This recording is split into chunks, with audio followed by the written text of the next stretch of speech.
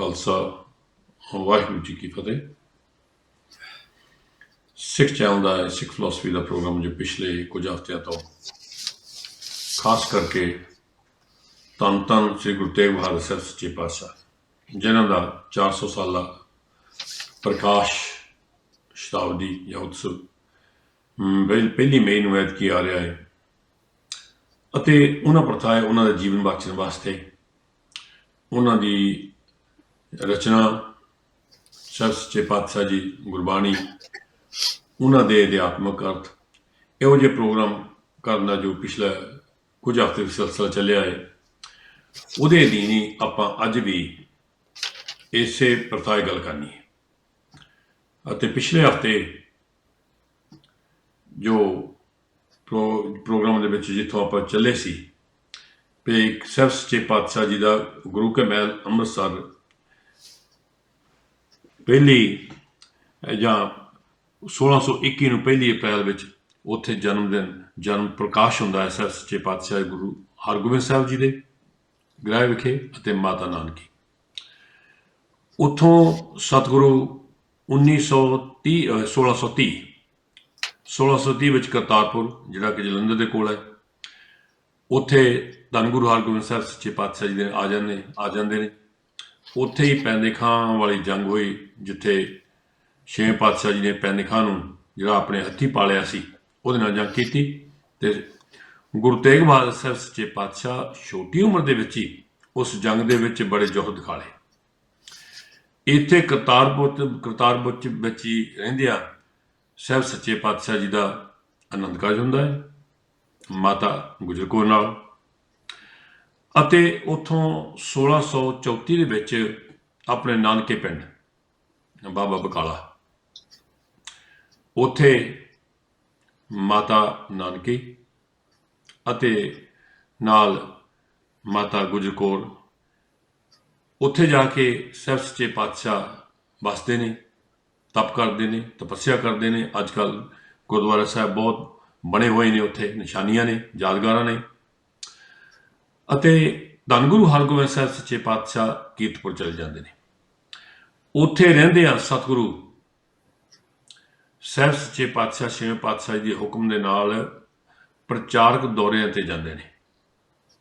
ਉਸ ਤੋਂ ਬਾਅਦ ਗੁਰੂ ਹਰਰਾਜ ਸਾਹਿਬ ਜੀ, ਗੁਰੂ ਹਰਕ੍ਰਿਸ਼ਨ ਸਾਹਿਬ ਜੀ ਅਤੇ ਇੱਥੇ ਸਾਹਿਬ ਸੱਚੇ ਪਾਤਸ਼ਾਹ 1664 ਈਸਵੀ ਤੱਕ ਰਹੇ ਜਦੋਂ ਮੱਖਣ ਸ਼ਾਹ ਲਬਾਣੇ ਨੇ ਗੁਰੂ ਲਾਦੋਰੇ ਕਰਕੇ ਸਾਹਿਬਾਂ ਨੂੰ ਪ੍ਰਗਟ ਕੀਤਾ ਅਤੇ ਸਤਿਗੁਰੂ ਨੌਵੇਂ ਪਾਤਸ਼ਾਹ ਧੰਨ ਗੁਰੂ ਨਾਨਕ ਸਾਹਿਬ ਸੱਚੇ ਪਾਤਸ਼ਾਹ ਦੀ ਚਲਾਈ ਹੋਈ ਇਹ ਜੋ ਤਰਤੀਬ ਸੀ ਗੁਰੂ ਸਾਹਿਬਾਂ ਦੀ ਉਹਦੇ ਵਿੱਚ 16 ਅਪ੍ਰੈਲ ਅੱਜ ਹੋ ਗਏ ਬੀਤੇ ਉਦੋਂ ਸਾਹਿਬ ਸੱਚੇ ਪਾਤਸ਼ਾਹ ਜੀ ਨੂੰ ਗੁਰਗੱਦੀ ਮਿਲੀ ਅਤੇ ਸਤਿਗੁਰੂ ਉੱਥੋਂ ਫਿਰ ਬਾਬੇ ਬਕਾਲੇ ਤੋਂ ਚੱਲ ਕੇ ਅੰਮ੍ਰਿਤਸਰ ਆਉਂਦੇ ਨੇ ਜਿੱਥੇ ਅੰਮ੍ਰਿਤਸਰ ਦੇ ਦਰਵਾਜ਼ੇ ਬੰਦ ਕੀਤੇ ਨੇ ਕਿਉਂਕਿ ਪਿਰਥੀ ਦੀ ਔਲਾਦ ਉੱਥੇ ਕਾਬਜ਼ ਸੀ।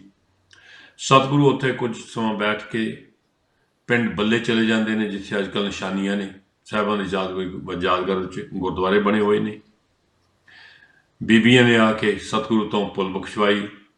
ਸਾਹਿਬ ਸੱਚੇ ਪਾਤਸ਼ਾਹ ਉੱਥੋਂ ਚੱਲ ਕੇ ਫਿਰ ਕੀਰਤਪੁਰ ਆ ਜਾਂਦੇ ਨੇ ਅਤੇ ਕੀਰਤਪੁਰ ਦੇ ਵਿੱਚ ਰਹਿੰਦਿਆਂ ਹੋਇਆਂ ਸਤਿਗੁਰੂ ਉੱਥੇ ਜ਼ਮੀਨ ਮੁੱਲ ਲੈਂਦੇ ਨੇ, ਮਾਖੋਵਾਲ ਦੀ ਜ਼ਮੀਨ।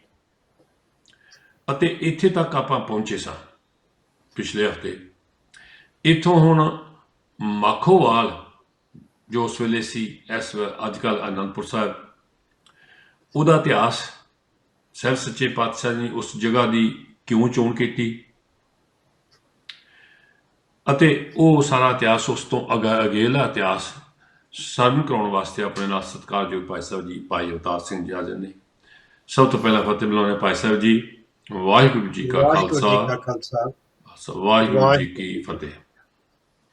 ਭਾਈ ਸਾਹਿਬ ਜੀ ਪਿਛਲਾ ਇਤਿਹਾਸ ਜੋ ਤੁਸੀਂ ਸੁਣਾਇਆ ਸੀਗਾ ਬਰੀਫ ਮੈਂ ਸਮ ਅਪ ਕੀਤਾ ਹੈ ਤੇ ਹੁਣ ਆਪਾਂ ਕੀਰਤਪੁਰ ਸਾਹਿਬ ਤੋਂ ਜਦੋਂ ਧੰਨ ਗੁਰੂ ਤੇਗ ਬਹਾਦਰ ਸਾਹਿਬ ਸੱਚੇ ਪਾਤਸ਼ਾਹ ਜੀ ਮਾਖੋਵਾਲ ਦੀ ਧਰਤੀ ਲਾ ਕੇ ਇੱਥੇ ਅਨੰਦਪੁਰ ਸਾਹਿਬ ਵਸਾਉਂਦੇ ਨੇ ਉਸ ਤੋਂ ਅਗਾਂਹ ਚਲੋ ਸਾਨੂੰ ਦੱਸੋ ਕਿ ਉਹ ਇੱਕ ਤੇ ਕਿ ਉਹ ਨਵੇਂ ਆਪਣੇ ਸਰੋਤੇ ਜੁੜਦੇ ਨੇ ਅਤੇ ਜਿਹੜੇ ਕਿ ਇੰਡੀਆ ਗਏ ਵੀ ਨਹੀਂ, ਪਹਿਲੀ ਵਾਰੀ ਜਾਣਾ ਹੁੰਦਾ, ਉਹਨਾਂ ਵਾਸਤੇ ਆਪਾਂ ਨੂੰ ਥੋੜ੍ਹਾ ਜਿਹਾ ਉਹ ਨਿਸ਼ਾਨਦੇਹੀ ਅਨੰਦਪੁਰ ਸਾਹਿਬ ਦੀ ਦੱਸਣੀ ਪੈਣੀ ਹੈ ਤੁਹਾਨੂੰ, ਕਿੱਥੇ ਗਏ ਜੇ ਜਾਣਾ ਹੋਵੇ, ਫੈਸਿਲਿਟੀਆਂ ਅਤੇ ਕਿਉਂ ਵਸਾਇਆ। ਇਸ ਤੋਂ ਅਗਾਂਹ ਤੋਰੋ ਜੀ। ਜੀ ਬਹੁਤ ਧੰਨਵਾਦ ਡਾਕਟਰ ਸਾਹਿਬ। ਇਹ ਅਗਲੀ ਗੱਲ ਕਰਨ ਤੋਂ ਪਹਿਲਾਂ ਮੈਂ ਇੱਕ ਪਿਛਲੇ ਪ੍ਰੋਗਰਾਮ ਦੀ ਸੁਧਾਈ ਕਰਨੀ ਚਾਹੁੰਦਾ ਹੈ ਜੀ। ਜਿਵੇਂ ਪਿਛਲੇ ਹਫ਼ਤੇ ਆਪਾਂ ਗੱਲ ਕੀਤੀ ਸੀ ਕਿ ਸਾਡੀ ਐਸੀ ਤਰਾਸਦੀ ਹੈ ਕਿ ਸਾਡਾ ਜਿਹੜਾ ਧੰਨ ਗੁਰੂ ਤੇਗ ਬਹਾਦਰ ਮਹਾਰਾਜ ਜੀ ਨਾਲ ਸੰਬੰਧਿਤ ਇਤਿਹਾਸ ਹੈ ਉਹ ਬਹੁਤ ਹੀ ਖਿਲ ਰਿਹਾ, ਭੁੱਲ ਰਿਹਾ, ਬੜੇ ਧਿਆਨ ਨਾਲ ਲੱਭਣਾ ਪੈਂਦਾ।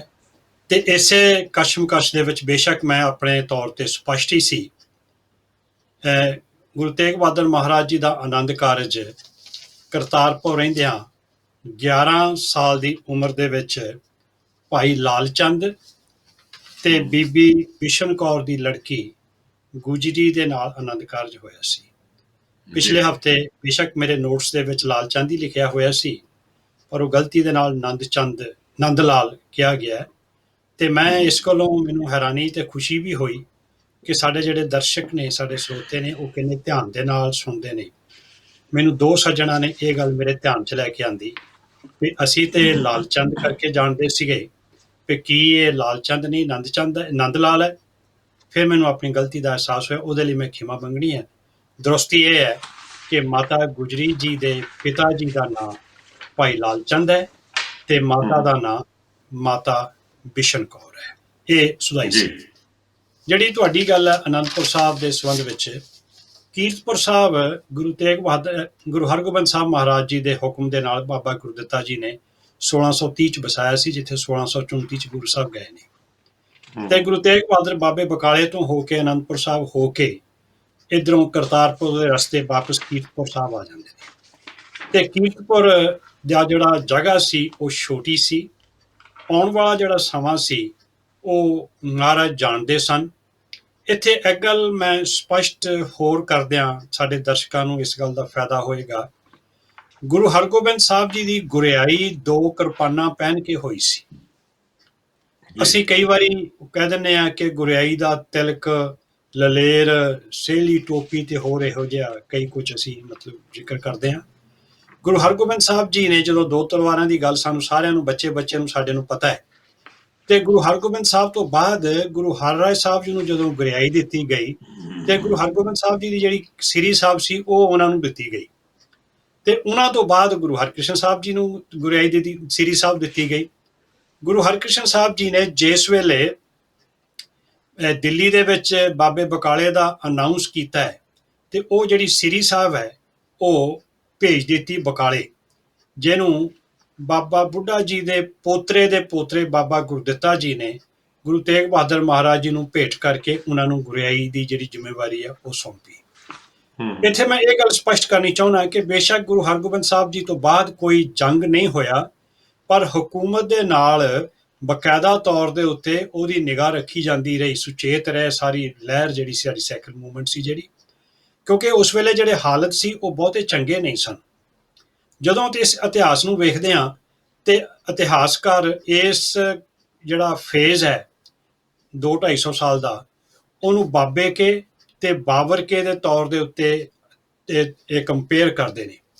ਇੱਕ ਪਾਸੇ ਬਾਬੇ ਕੇ ਗੁਰੂ ਨਾਨਕ ਦੇਵ ਜੀ ਦੀ ਗੁਰਗੱਦੀ ਚੱਲਦੀ ਹੈ ਤੇ ਇੱਕ ਪਾਸੇ ਬਾਬਰ ਤੋਂ ਬਾਅਦ ਮੁਗਲ ਸਲਤਨਤ ਜਿਹੜੀ ਹੈ ਉਹ ਭਾਰਤ ਦੇ ਵਿੱਚ ਚੱਲ ਰਹੀ ਹੈ।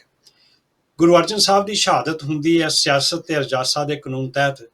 ਗੁਰੂ ਹਰਗੋਬਿੰਦ ਸਾਹਿਬ ਜੀ ਨੂੰ 4 ਜੰਗ ਲੜਨੇ ਪੈਂਦੇ ਨੇ, ਇਸੇ ਕਰਕੇ ਬਾਅਦ ਕੀਰਤਪੁਰ ਸਾਹਿਬ ਇੱਕ ਪਾਸੇ ਚਲੇ ਜਾਂਦੇ ਨੇ। ਉਹ ਜਿਹੜੀ ਹਕੂਮਤ ਦੇ ਨਾਲ ਟੱਕਰ ਵਾਲੀ ਬਿਰਤੀ ਹੈ ਉਹ ਖਤਮ ਨਹੀਂ ਹੋਈ, ਉਹ ਹਮੇਸ਼ਾ ਚੱਲਦੀ ਹੈ। ਗੁਰੂ ਅਰਜਨ ਸਾਹਿਬ ਨੂੰ ਸ਼ਹੀਦ ਕਰਾਉਣ ਦੇ ਵਿੱਚ ਸਭ ਤੋਂ ਵੱਡਾ ਪਾਰਟ ਪਲੇ ਕਰਨ ਵਾਲਾ ਸ਼ੇਖ ਅਹਿਮਦ ਸਰਹੰਦੀ ਤੇ ਉਹਦਾ ਚੇਲਾ ਮੁਰਤਜ਼ਾ ਖਾਂ ਜਿਹੜਾ ਲਾਹੌਰ ਦਾ ਸੂਬੇਦਾਰ ਸੀ, ਉਹਨਾਂ ਨੇ ਸਭ ਤੋਂ ਵੱਡੀ ਭੂਮਿਕਾ ਨਿਭਾਈ ਸੀ। ਤੇ ਉਹਨਾਂ ਦੀ ਜਿਹੜੀ ਗੱਦੀ ਆ ਉਹ ਸਰਹੰਦ ਦੇ ਵਿੱਚ ਚੱਲ ਰਹੀ ਹੈ, ਜਿਨ੍ਹਾਂ ਨੂੰ ਇਹ ਹਰਗਜ਼ ਬਰਦਾਸ਼ਤ ਨਹੀਂ ਹੁੰਦਾ ਕਿ ਗੁਰੂ ਅਰਜਨ ਨੂੰ ਅਸੀਂ ਸ਼ਹੀਦ ਕਰਾ ਕੇ ਇਹ ਬੰਦ ਕਰਵਾਉਣ ਦਾ ਯਤਨ ਕੀਤਾ ਸੀ, ਹੁਣ ਨਵੀਂ ਗੱਦੀ ਚੱਲ ਕੇ ਉਸੇ ਤਰ੍ਹਾਂ ਹੀ ਮੂਵਮੈਂਟ ਚੱਲਦੀ ਰਹਿੰਦੀ ਹੈ। ਉਹ ਹਕੂਮਤ ਦੇ ਨਾਲ ਜਿਹੜਾ ਟਾਕਰਾ ਹੈ ਉਹ ਇਸ ਤਰੀਕੇ ਨਾਲ ਹੁੰਦਾ ਰਹਿੰਦਾ ਹੈ। ਤੇ ਗੁਰੂ ਹਰਗੋਬਿੰਦ ਸਾਹਿਬ ਜੀ ਤੋਂ ਬਾਅਦ ਗੁਰੂ ਤੇਗ ਬਹਾਦਰ ਮਹਾਰਾਜ ਜੀ ਨੇ ਕੀਰਤਪੁਰ ਬੈਠ ਕੇ ਜਦੋਂ ਇਹ ਮਹਿਸੂਸ ਕੀਤਾ ਕਿ ਜਿਹੜਾ ਆਉਣ ਵਾਲਾ ਸਮਾਂ ਹੈ ਉਹ ਜੰਗਾਂ ਯੁੱਧਾਂ ਦਾ ਸਮਾਂ ਹੋ ਸਕਦਾ ਹੈ। ਮਾਖੋਵਾਲ ਸਹੋਤਾ ਤੇ ਇੱਕ ਹੋਰ ਪਿੰਡ ਦੀ ਜ਼ਮੀਨ ਖਰੀਦ ਕੇ ਕਲਨੂਰ ਦੇ ਰਿਆਸਤ ਦੇ ਰਾਜੇ ਹਰੀਚੰਦ ਪਾਸੋਂ ਤੇ ਇੱਥੇ ਮੋੜੀ ਗੱਡੀ ਨਵੇਂ ਨਗਰ ਦੀ ਤੇ ਉਸ ਨਵੇਂ ਨਗਰ ਦਾ ਨਾਂ ਰੱਖਿਆ ਚੱਕ ਨਾਨਕੀ। ਨਾਨਕੀ ਜੀ ਗੁਰੂ ਤੇਗ ਬਹਾਦਰ ਜੀ ਦੇ ਮਾਤਾ ਜੀ ਸਨ, ਉਹਨਾਂ ਦੀ ਯਾਦ ਵਿੱਚ ਰੱਖਿਆ। ਤੇ ਇਸ ਨਗਰ ਦੀ ਜਿਹੜੀ ਮੋੜੀ ਹੈ ਉਹ ਵੀ ਬਾਬਾ ਗੁਰਦਿੱਤਾ ਜੀ ਨੇ ਹੀ, ਜਿਹੜੇ ਬਾਬਾ ਬੁੱਢਾ ਜੀ ਦੇ ਪੋਤਰੇ ਲੱਗਦੇ ਨੇ, ਉਹਨਾਂ ਪਾਸੋਂ ਉਹਦੀ ਜਿਹੜੀ ਮੋੜੀ ਹੈ ਉਹ ਗੜਵਾਈ ਗਈ। ਮੋੜੀ ਦਾ ਮਤਲਬ ਜੇ ਅੱਜ ਦੀ ਬੋਲੀ 'ਚ ਸਮਝਣਾ ਹੋਵੇ ਤੇ ਉਹਦਾ ਨਗਰ ਦਾ ਨੀਂਹ ਪੱਥਰ। ਸਭ ਤੋਂ ਪਹਿਲਾਂ ਰਿਹਾਇਸ਼ ਵਾਸਤੇ ਕੁਝ ਕਮਰੇ ਬਣੇ ਤੇ ਉਹਦੇ ਨਾਲ ਹੀ ਇੱਕ ਪਹਾੜੀ ਦੇ ਉੱਤੇ ਕਿਲੇ ਦੀ ਉਸਾਰੀ ਸ਼ੁਰੂ ਕਰਵਾ ਦਿੱਤੀ ਸੀ। ਜਿਹੜਾ ਕੇਸਗੜ੍ਹ ਸਾਹਿਬ ਕਿਲਾ ਹੈ, ਮੈਂ ਹੈਰਾਨ ਹੋਇਆ ਇਹ ਜਾਣ ਕੇ, ਉਹਦੀ ਉਸਾਰੀ ਸ਼ੁਰੂ ਦੇ ਵਿੱਚ ਹੀ ਗੁਰੂ ਤੇਗ ਬਹਾਦਰ ਮਹਾਰਾਜ ਜੀ ਨੇ ਆਰੰਭ ਕਰਵਾ ਦਿੱਤੀ ਸੀ। ਜਦੋਂ ਨਵਾਂ ਨਗਰ ਵਸਾਉਣਾ ਹੁੰਦਾ ਹੈ, ਉਹਦੇ ਨਾਲ ਬਹੁਤ ਸਾਰੀ ਆਬਾਦੀ ਨੇ ਆਉਣਾ ਹੁੰਦਾ ਹੈ, ਉਹਨਾਂ ਦੇ ਰੁਜ਼ਗਾਰ ਦਾ ਪ੍ਰਬੰਧ ਕਰਨਾ ਹੁੰਦਾ ਹੈ, ਉਹਨਾਂ ਵਾਸਤੇ ਪਾਣੀ ਖਾਣੇ ਦਾ ਸਾਰੇ ਦਾ ਪ੍ਰਬੰਧ ਕਰਨਾ ਹੁੰਦਾ ਹੈ। ਇਸੇ ਕਰਕੇ ਗੁਰੂ ਤੇਗ ਬਹਾਦਰ ਮਹਾਰਾਜ ਜੀ ਨੇ ਬਹੁਤ ਸਾਰੇ ਵਪਾਰੀਆਂ ਨੂੰ ਆਪਣੇ ਕੋਲੋਂ ਪੂੰਜੀ ਦੇ ਕੇ ਉਹਨਾਂ ਦੇ ਵਪਾਰ ਸਥਾਪਿਤ ਕੀਤੇ, ਨਵੀਂ ਉਸਾਰੀ ਦੇ ਕੰਮ ਸ਼ੁਰੂ ਕਰਵਾਏ ਤੇ ਨਾਲ ਹੀ ਉੱਥੇ ਕਿਲੇ ਦੇ ਵਿੱਚ ਹਥਿਆਰ ਬਣਾਉਣ ਵਾਸਤੇ ਜਿਹੜੇ ਕਾਰੀਗਰ ਸੀ ਉਹਨਾਂ ਨੂੰ ਵੀ ਲਿਆ ਕੇ ਵਸਾਇਆ। ਇਹ ਗੱਲ ਹਕੂਮਤ ਨੂੰ ਬਿਲਕੁਲ ਚੰਗੀ ਨਹੀਂ ਲੱਗਦੀ ਸੀ। ਉਹ ਇਸ ਗੱਲ ਦੀਆਂ ਜਿਹੜੀਆਂ ਖਬਰਾਂ ਹੈ ਉਹ ਔਰੰਗਜ਼ੇਬ ਨੂੰ ਵਧਾ ਚੜਾ ਕੇ ਦੇ ਰਹੇ ਸਨ। ਤੇ ਔਰੰਗਜ਼ੇਬ ਜਦੋਂ ਤੋਂ ਹੀ ਗੱਦੀ ਤੇ ਬੈਠਾ ਹੈ, ਸਾਨੂੰ ਪਤਾ ਹੈ ਕਿ ਔਰੰਗਜ਼ੇਬ ਇੰਨਾ ਮੁਤੱਸਵੀ ਹੈ, ਉਹ ਆਪਣੇ ਪਿਤਾ ਨੂੰ ਕਿਲੇ ਦੇ ਵਿੱਚ ਕੈਦ ਕਰਕੇ ਆਪਣੇ ਭਰਾਵਾਂ ਦੇ ਸਿਰ ਕਲਮ ਕਰਕੇ ਤਖਤ ਤੇ ਬੈਠਾ ਸੀ। ਤੇ ਮੁਸਲਮਾਨਾਂ ਦੇ ਵਿੱਚ ਪਾਪੂਲਰ ਹੋਣ ਵਾਸਤੇ ਉਹਨੇ ਬੜੇ ਹੀ ਹਿੰਦੂਆਂ ਦੇ ਖਿਲਾਫ ਸਖਤ ਫੈਸਲੇ ਕੀਤੇ ਤੇ ਜਿਹੜੇ ਗੈਰ ਮੁਸਲਮਾਨ ਸੀ ਉਹਨਾਂ ਨੂੰ ਉੱਤੇ ਬੜੇ ਹੀ ਜ਼ੁਲਮ ਕੀਤੇ। ਜੇ ਮੋਟੀ ਉਦਾਹਰਣ ਲੈਣੀ ਹੋਵੇ ਤੇ 1659 ਨੂੰ ਉਹਨੇ ਹੁਕਮ ਜਾਰੀ ਕਰ ਦਿੱਤਾ ਹੈ ਕਿ ਭਾਰਤ ਦੇ ਵਿੱਚ ਕੋਈ ਨਵਾਂ ਮੰਦਿਰ ਨਹੀਂ ਬਣੇਗਾ ਤੇ ਪੁਰਾਣੇ ਮੰਦਿਰ ਨੇ ਜਿਹੜੇ ਉਹਨਾਂ ਦੀ ਮੁਰੰਮਤ ਨਹੀਂ ਕੀਤੀ ਜਾ ਸਕੇਗੀ, ਉਹਨਾਂ ਨੂੰ ਮੁਰੰਮਤ ਨਹੀਂ ਕਰਨਾ, ਉਹਨਾਂ ਨੂੰ ਇਸੇ ਤਰ੍ਹਾਂ ਹੀ ਰਹਿਣ ਦੇਣਾ ਹੈ। 1659 ਦੇ ਵਿੱਚ ਹੀ ਉਹਨੇ ਸਾਰੇ ਨਵੇਂ ਪੁਰਾਣੇ ਮੰਦਿਰਾਂ ਤੇ ਪਾਬੰਦੀ ਲਗਾ ਦਿੱਤੀ ਤੇ ਬਹੁਤ ਸਾਰੇ ਮੰਦਿਰ ਅਯੁੱਧਿਆ ਦੇ, ਮਥੁਰਾ ਦੇ, ਕਾਂਚੀ ਦੇ ਢਾਹ ਦਿੱਤੇ ਗਏ ਤੇ ਬਹੁਤ ਸਾਰੇ ਹਿੰਦੂਆਂ ਨੂੰ ਮੁਸਲਮਾਨ ਬਣਾਉਣ ਵਾਸਤੇ ਚੱਕਰ ਚੱਲ ਗਿਆ। ਇੱਥੋਂ ਤੱਕ ਜਿਹੜਾ ਕੋਈ ਮੁਸਲਮਾਨ ਬਣ ਜਾਂਦਾ ਸੀ ਉਹਨੂੰ ਉਹਦੇ ਰੁਤਬੇ ਦੇ ਮੁਤਾਬਕ ਇਨਾਮ ਵੀ ਦਿੱਤਾ ਜਾਂਦਾ ਸੀ। ਹਿੰਦੂਆਂ ਤੇ ਜ਼ੁਲਮ ਕੀਤਾ ਜਾਂਦਾ ਸੀ, ਹਿੰਦੂ ਧਰਮ ਨੂੰ ਛੱਡ ਕੇ ਆਉਣ ਵਾਲੇ ਮੁਸਲਮਾਨ ਬਣਨ ਵਾਲਿਆਂ ਨੂੰ ਇਨਾਮ ਵੀ ਦਿੱਤੇ ਜਾਂਦੇ ਸਨ, ਲਾਲਚ ਦਿੱਤੇ ਜਾਂਦੇ ਸਨ।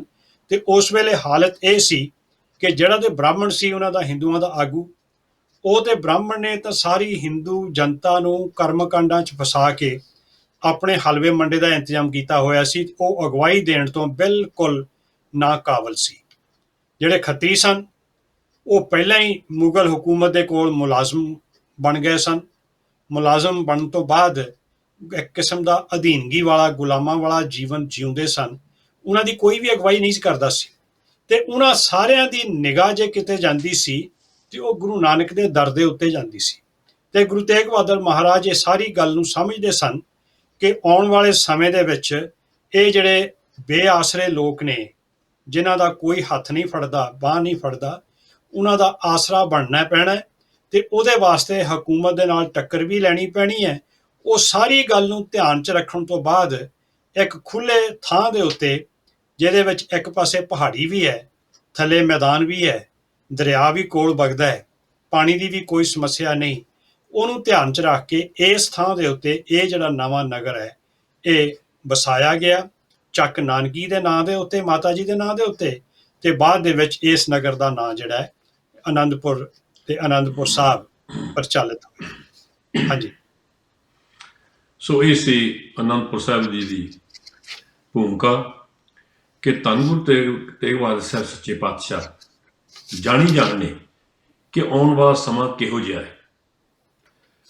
ਉਹ ਜੰਗ ਦੀਆਂ, ਰਣਨੀਤੀ ਦੀਆਂ ਸਾਰੀਆਂ ਸਕੀਮਾਂ ਜਾਣਦੇ ਸਨ, ਕਿਉਂਕਿ ਕਰਤਾਰਪੁਰ ਸਾਹਿਬ ਦੇ ਵਿੱਚ ਆਪ ਉਹ ਲੜੇ ਸਨ। ਇੱਥੇ ਉਹਨਾਂ ਨੇ ਇਹੋ ਜਿਹਾ ਸਥਾਨ ਚੁਣਿਆ, ਜਿਸ ਤਰ੍ਹਾਂ ਭਾਈ ਸਾਹਿਬ ਨੇ ਦੱਸਿਆ ਹੈ ਕਿ ਪਹਾੜੀ ਦੇ ਉੱਤੇ ਕਿਲ੍ਹਾ ਬਣਾਇਆ। ਇੱਕ ਪਾਸੇ ਪਹਾੜ ਹੈ, ਦੂਏ ਪਾਸੇ ਖੁੱਲ੍ਹਾ ਮੈਦਾਨ ਹੈ, ਕਿਉਂਕਿ ਸਤਿਗੁਰੂ ਜਾਣਦੇ ਸਨ ਆਉਣ ਵਾਲਾ ਸਮਾਂ। ਅਤੇ ਅਨੰਦਪੁਰ ਸਾਹਿਬ ਦੀ ਮਾਖੋਵਾਲ ਦੀ ਧਰਤੀ ਦੇ ਉੱਤੇ ਉਹ ਨੀਂਹ ਰੱਖ ਕੇ ਪਹਿਲਾ ਜੋ ਨਾਂ ਸੀ ਚੱਕ ਨਾਨਕੀ ਆਪਣੀ ਮਾਤਾ ਜੀ ਦੇ ਨਾਂ ਤੇ ਰੱਖਿਆ ਨਾਂ, ਤੇ ਫਿਰ ਬਾਅਦ ਵਿੱਚ ਅਨੰਦਪੁਰ ਸਾਹਿਬ ਹੌਲੀ ਹੌਲੀ ਇਹ ਜੋ ਨਾਮ ਪੈ ਗਿਆ। ਸੋ ਉੱਥੋਂ ਹੁਣ ਭਾਈ ਸਾਹਿਬ ਜੀ ਸਾਨੂੰ ਦੱਸੋ ਕਿ ਅਨੰਦਪੁਰ ਸਾਹਿਬ ਦੇ ਵਿੱਚ ਸਰਬ ਸੱਚੇ ਪਾਤਸ਼ਾਹ ਉੱਥੇ ਕੀਰਤਪੁਰ ਸਾਹਿਬ ਤੋਂ ਉੱਥੇ ਆਏ ਹੋਣਗੇ, ਕਿਉਂਕਿ ਨਵਾਂ ਸ਼ਹਿਰ ਵਸਾਉਣਾ ਸੀ। ਹਾਂਜੀ ਜਿਸ ਤਰ੍ਹਾਂ ਧੰਨ ਗੁਰੂ ਰਾਮਦਾਸ ਸਾਹਿਬ ਸੱਚੇ ਪਾਤਸ਼ਾਹ ਜੀ ਨੇ ਅੰਮ੍ਰਿਤਸਰ ਵਸਾਇਆ ਤੇ ਬਾਕੀ ਦੇ ਹਰ ਤਰ੍ਹਾਂ ਦੇ ਕਾਰੀਗਰ ਉੱਥੇ ਲਿਆਂਦੇ, ਉਹਨਾਂ ਨੂੰ ਕਿਰਤ ਦਿੱਤੀ। ਇਸੇ ਤਰ੍ਹਾਂ ਅਨੰਦਪੁਰ ਸਾਹਿਬ ਦੇ ਵਿੱਚ ਵਸਾਉਣ ਵਾਸਤੇ ਇੱਕ ਸ਼ਹਿਰ ਵਸਾਉਣਾ ਸੀ, ਉਹਦੇ ਵਿੱਚ ਕਾਰੀਗਰ ਸਾਰੇ ਹਰ ਤਰ੍ਹਾਂ ਦੇ ਉਹਨਾਂ ਨੂੰ ਲਿਆ ਕੇ ਉਹਨਾਂ ਨੂੰ ਵਸਾਇਆ ਤਾਂ ਕਿ ਸ਼ਹਿਰ ਆਬਾਦ ਹੋਵੇ। ਕਿੰਨਾ ਚਿਰ ਸਤਿਗੁਰੂ ਉੱਥੇ ਤਕਰੀਬਨ ਰਹੇ ਜਾਂ ਉੱਥੇ ਜਦੋਂ ਆ ਕੇ ਬਸੇ, ਉੱਥੋਂ ਕਿੱਥੇ ਕਿੱਥੇ ਦਾ ਸਾਹਿਬ ਸੱਚੇ ਪਾਤਸ਼ਾਹ ਜੀ ਨੇ ਪ੍ਰਚਾਰ ਦੌਰਾ ਕੀਤਾ? ਜੀ ਡਾਕਟਰ ਸਾਹਿਬ, ਹੈਰਾਨੀ ਹੁੰਦੀ ਹੈ, ਨਵਾਂ ਨਗਰ ਵਸਾਉਣ ਵਾਸਤੇ ਕਈ ਸਾਲ ਲੱਗ ਜਾਂਦੇ ਨੇ ਤੇ ਗੁਰੂ ਸਾਹਿਬ 1665 ਨੂੰ ਇਹਦੀ ਨੀਂਹ ਰੱਖਦੇ ਨੇ ਜੂਨ ਦੇ ਵਿੱਚ, ਤੇ 1665 ਦੇ ਅਖੀਰ ਦੇ ਵਿੱਚ ਹੀ ਇੱਥੋਂ ਦੀ ਜਿਹੜੀ ਸਾਰੀ ਉਸਾਰੀ ਹੈ ਚੱਕ ਨਾਨਕੀ ਦੀ, ਉਹ ਭਾਈ ਝੰਡਾ ਜੀ ਜਿਹੜੇ ਬਾਬਾ ਬੁੱਢਾ ਜੀ ਦੀ ਵੰਸ਼ ਵਿੱਚੋਂ ਨੇ, ਉਹਨਾਂ ਨੂੰ ਸੌਂਪ ਕੇ ਉਹਨਾਂ ਨੂੰ ਹਦਾਇਤਾਂ ਦੇ ਕੇ ਆਪ ਜੀ ਪੂਰਬ ਦੇਸ਼ ਵਾਲੇ ਪਾਸੇ ਨੂੰ ਪ੍ਰਚਾਰ ਦੌਰੇ ਤੇ ਨਿਕਲ ਜਾਂਦੇ ਨੇ। ਮਾਲਵੇ ਵਿੱਚ ਦੀ ਹੋ ਕੇ ਜਾਂਦੇ ਨੇ, ਇੱਥੋਂ ਅਨੰਦਪੁਰ ਸਾਹਿਬ ਤੋਂ ਚੱਲ ਕੇ ਰੋਪੜ ਤੋਂ ਚਲਦੇ ਚਲਦੇ ਸਾਬੋ ਕੀ ਤਲਵੰਡੀ ਕੁਝ ਦਿਨ ਰਹਿੰਦੇ ਨੇ। ਸਾਬੋ ਕੀ ਤਲਵੰਡੀ ਤੋਂ ਵਾਪਸ ਇੱਧਰ ਦੀ ਜਿਹੜਾ ਮਾਲਵੇ ਦੇ ਵਿੱਚ ਦੀ ਆਉਂਦੇ ਨੇ, ਤੇ ਵਾਪਸ ਆਉਂਦੇ ਪਟਿਆਲੇ ਦਾ ਜਿਹੜੀ ਜ਼ਿਲ੍ਹਾ ਹੈ ਉਹਦੀ ਤਹਿਸੀਲ ਹੈ ਨਰਵਾਣਾ, ਤੇ ਉਹਦਾ ਇੱਕ ਜਗ੍ਹਾ ਹੈਗੀ ਆ ਉਹਦੇ ਵਿੱਚ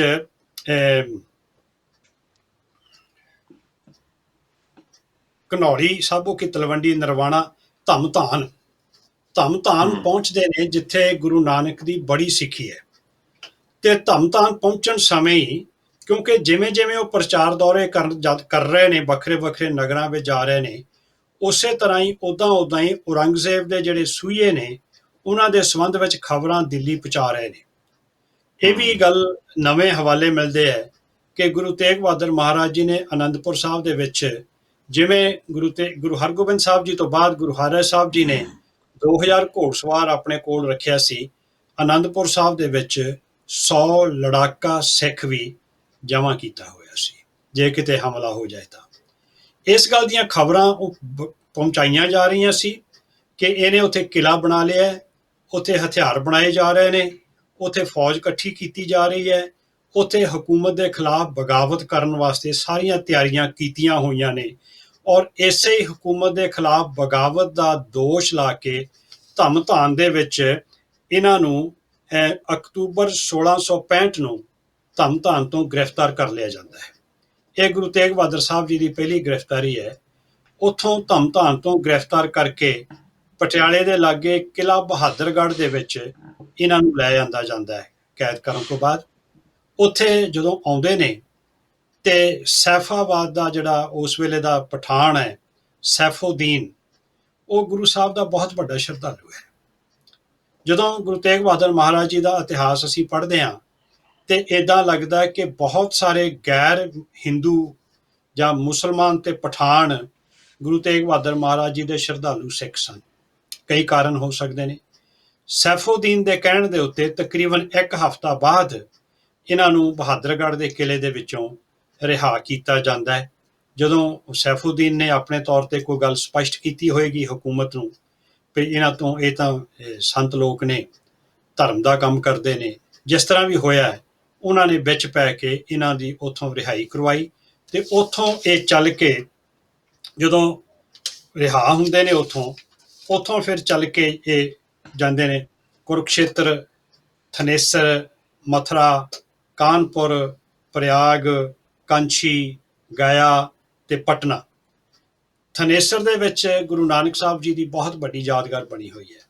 ਇੱਥੇ ਕਈ ਵਾਰ ਇਸ ਤਰ੍ਹਾਂ ਲੱਗਦਾ ਹੈ ਕਿ ਜਿਵੇਂ ਜਿੱਥੇ ਗੁਰੂ ਨਾਨਕ ਦੇਵ ਜੀ ਪ੍ਰਚਾਰ ਦੌਰਿਆਂ ਤੇ ਗਏ ਸਨ ਤੇ ਆਪਣਾ ਉੱਥੇ ਧਰਮਸ਼ਾਲਾ ਕਾਇਮ ਕੀਤੀ ਸੀ, ਬਾਕੀ ਦੇ ਗੁਰੂ ਸਾਹਿਬ ਵੀ ਜਦੋਂ ਵੀ ਕਿਤੇ ਪ੍ਰਚਾਰ ਦੌਰਿਆਂ ਤੇ ਜਾਂਦੇ ਸਨ, ਉਹ ਜਿਹੜੀਆਂ ਧਰਮਸ਼ਾਲਾਵਾਂ ਬਣੀਆਂ ਹੋਈਆਂ ਸਨ ਉਹਨਾਂ ਦੇ ਵਿੱਚ ਹੀ ਉਹ ਆਪਣਾ ਪ੍ਰਚਾਰ ਦੌਰੇ ਦਾ ਰਿਹਾਇਸ਼ ਕਰਦੇ ਸਨ। ਜਦੋਂ ਪਟਨਾ ਗਏ ਨੇ ਤੇ ਪਟਨਾ ਦੇ ਵਿੱਚ ਵੀ ਗੁਰੂ ਨਾਨਕ ਸਾਹਿਬ ਪਹੁੰਚੇ ਹੋਏ ਸਨ।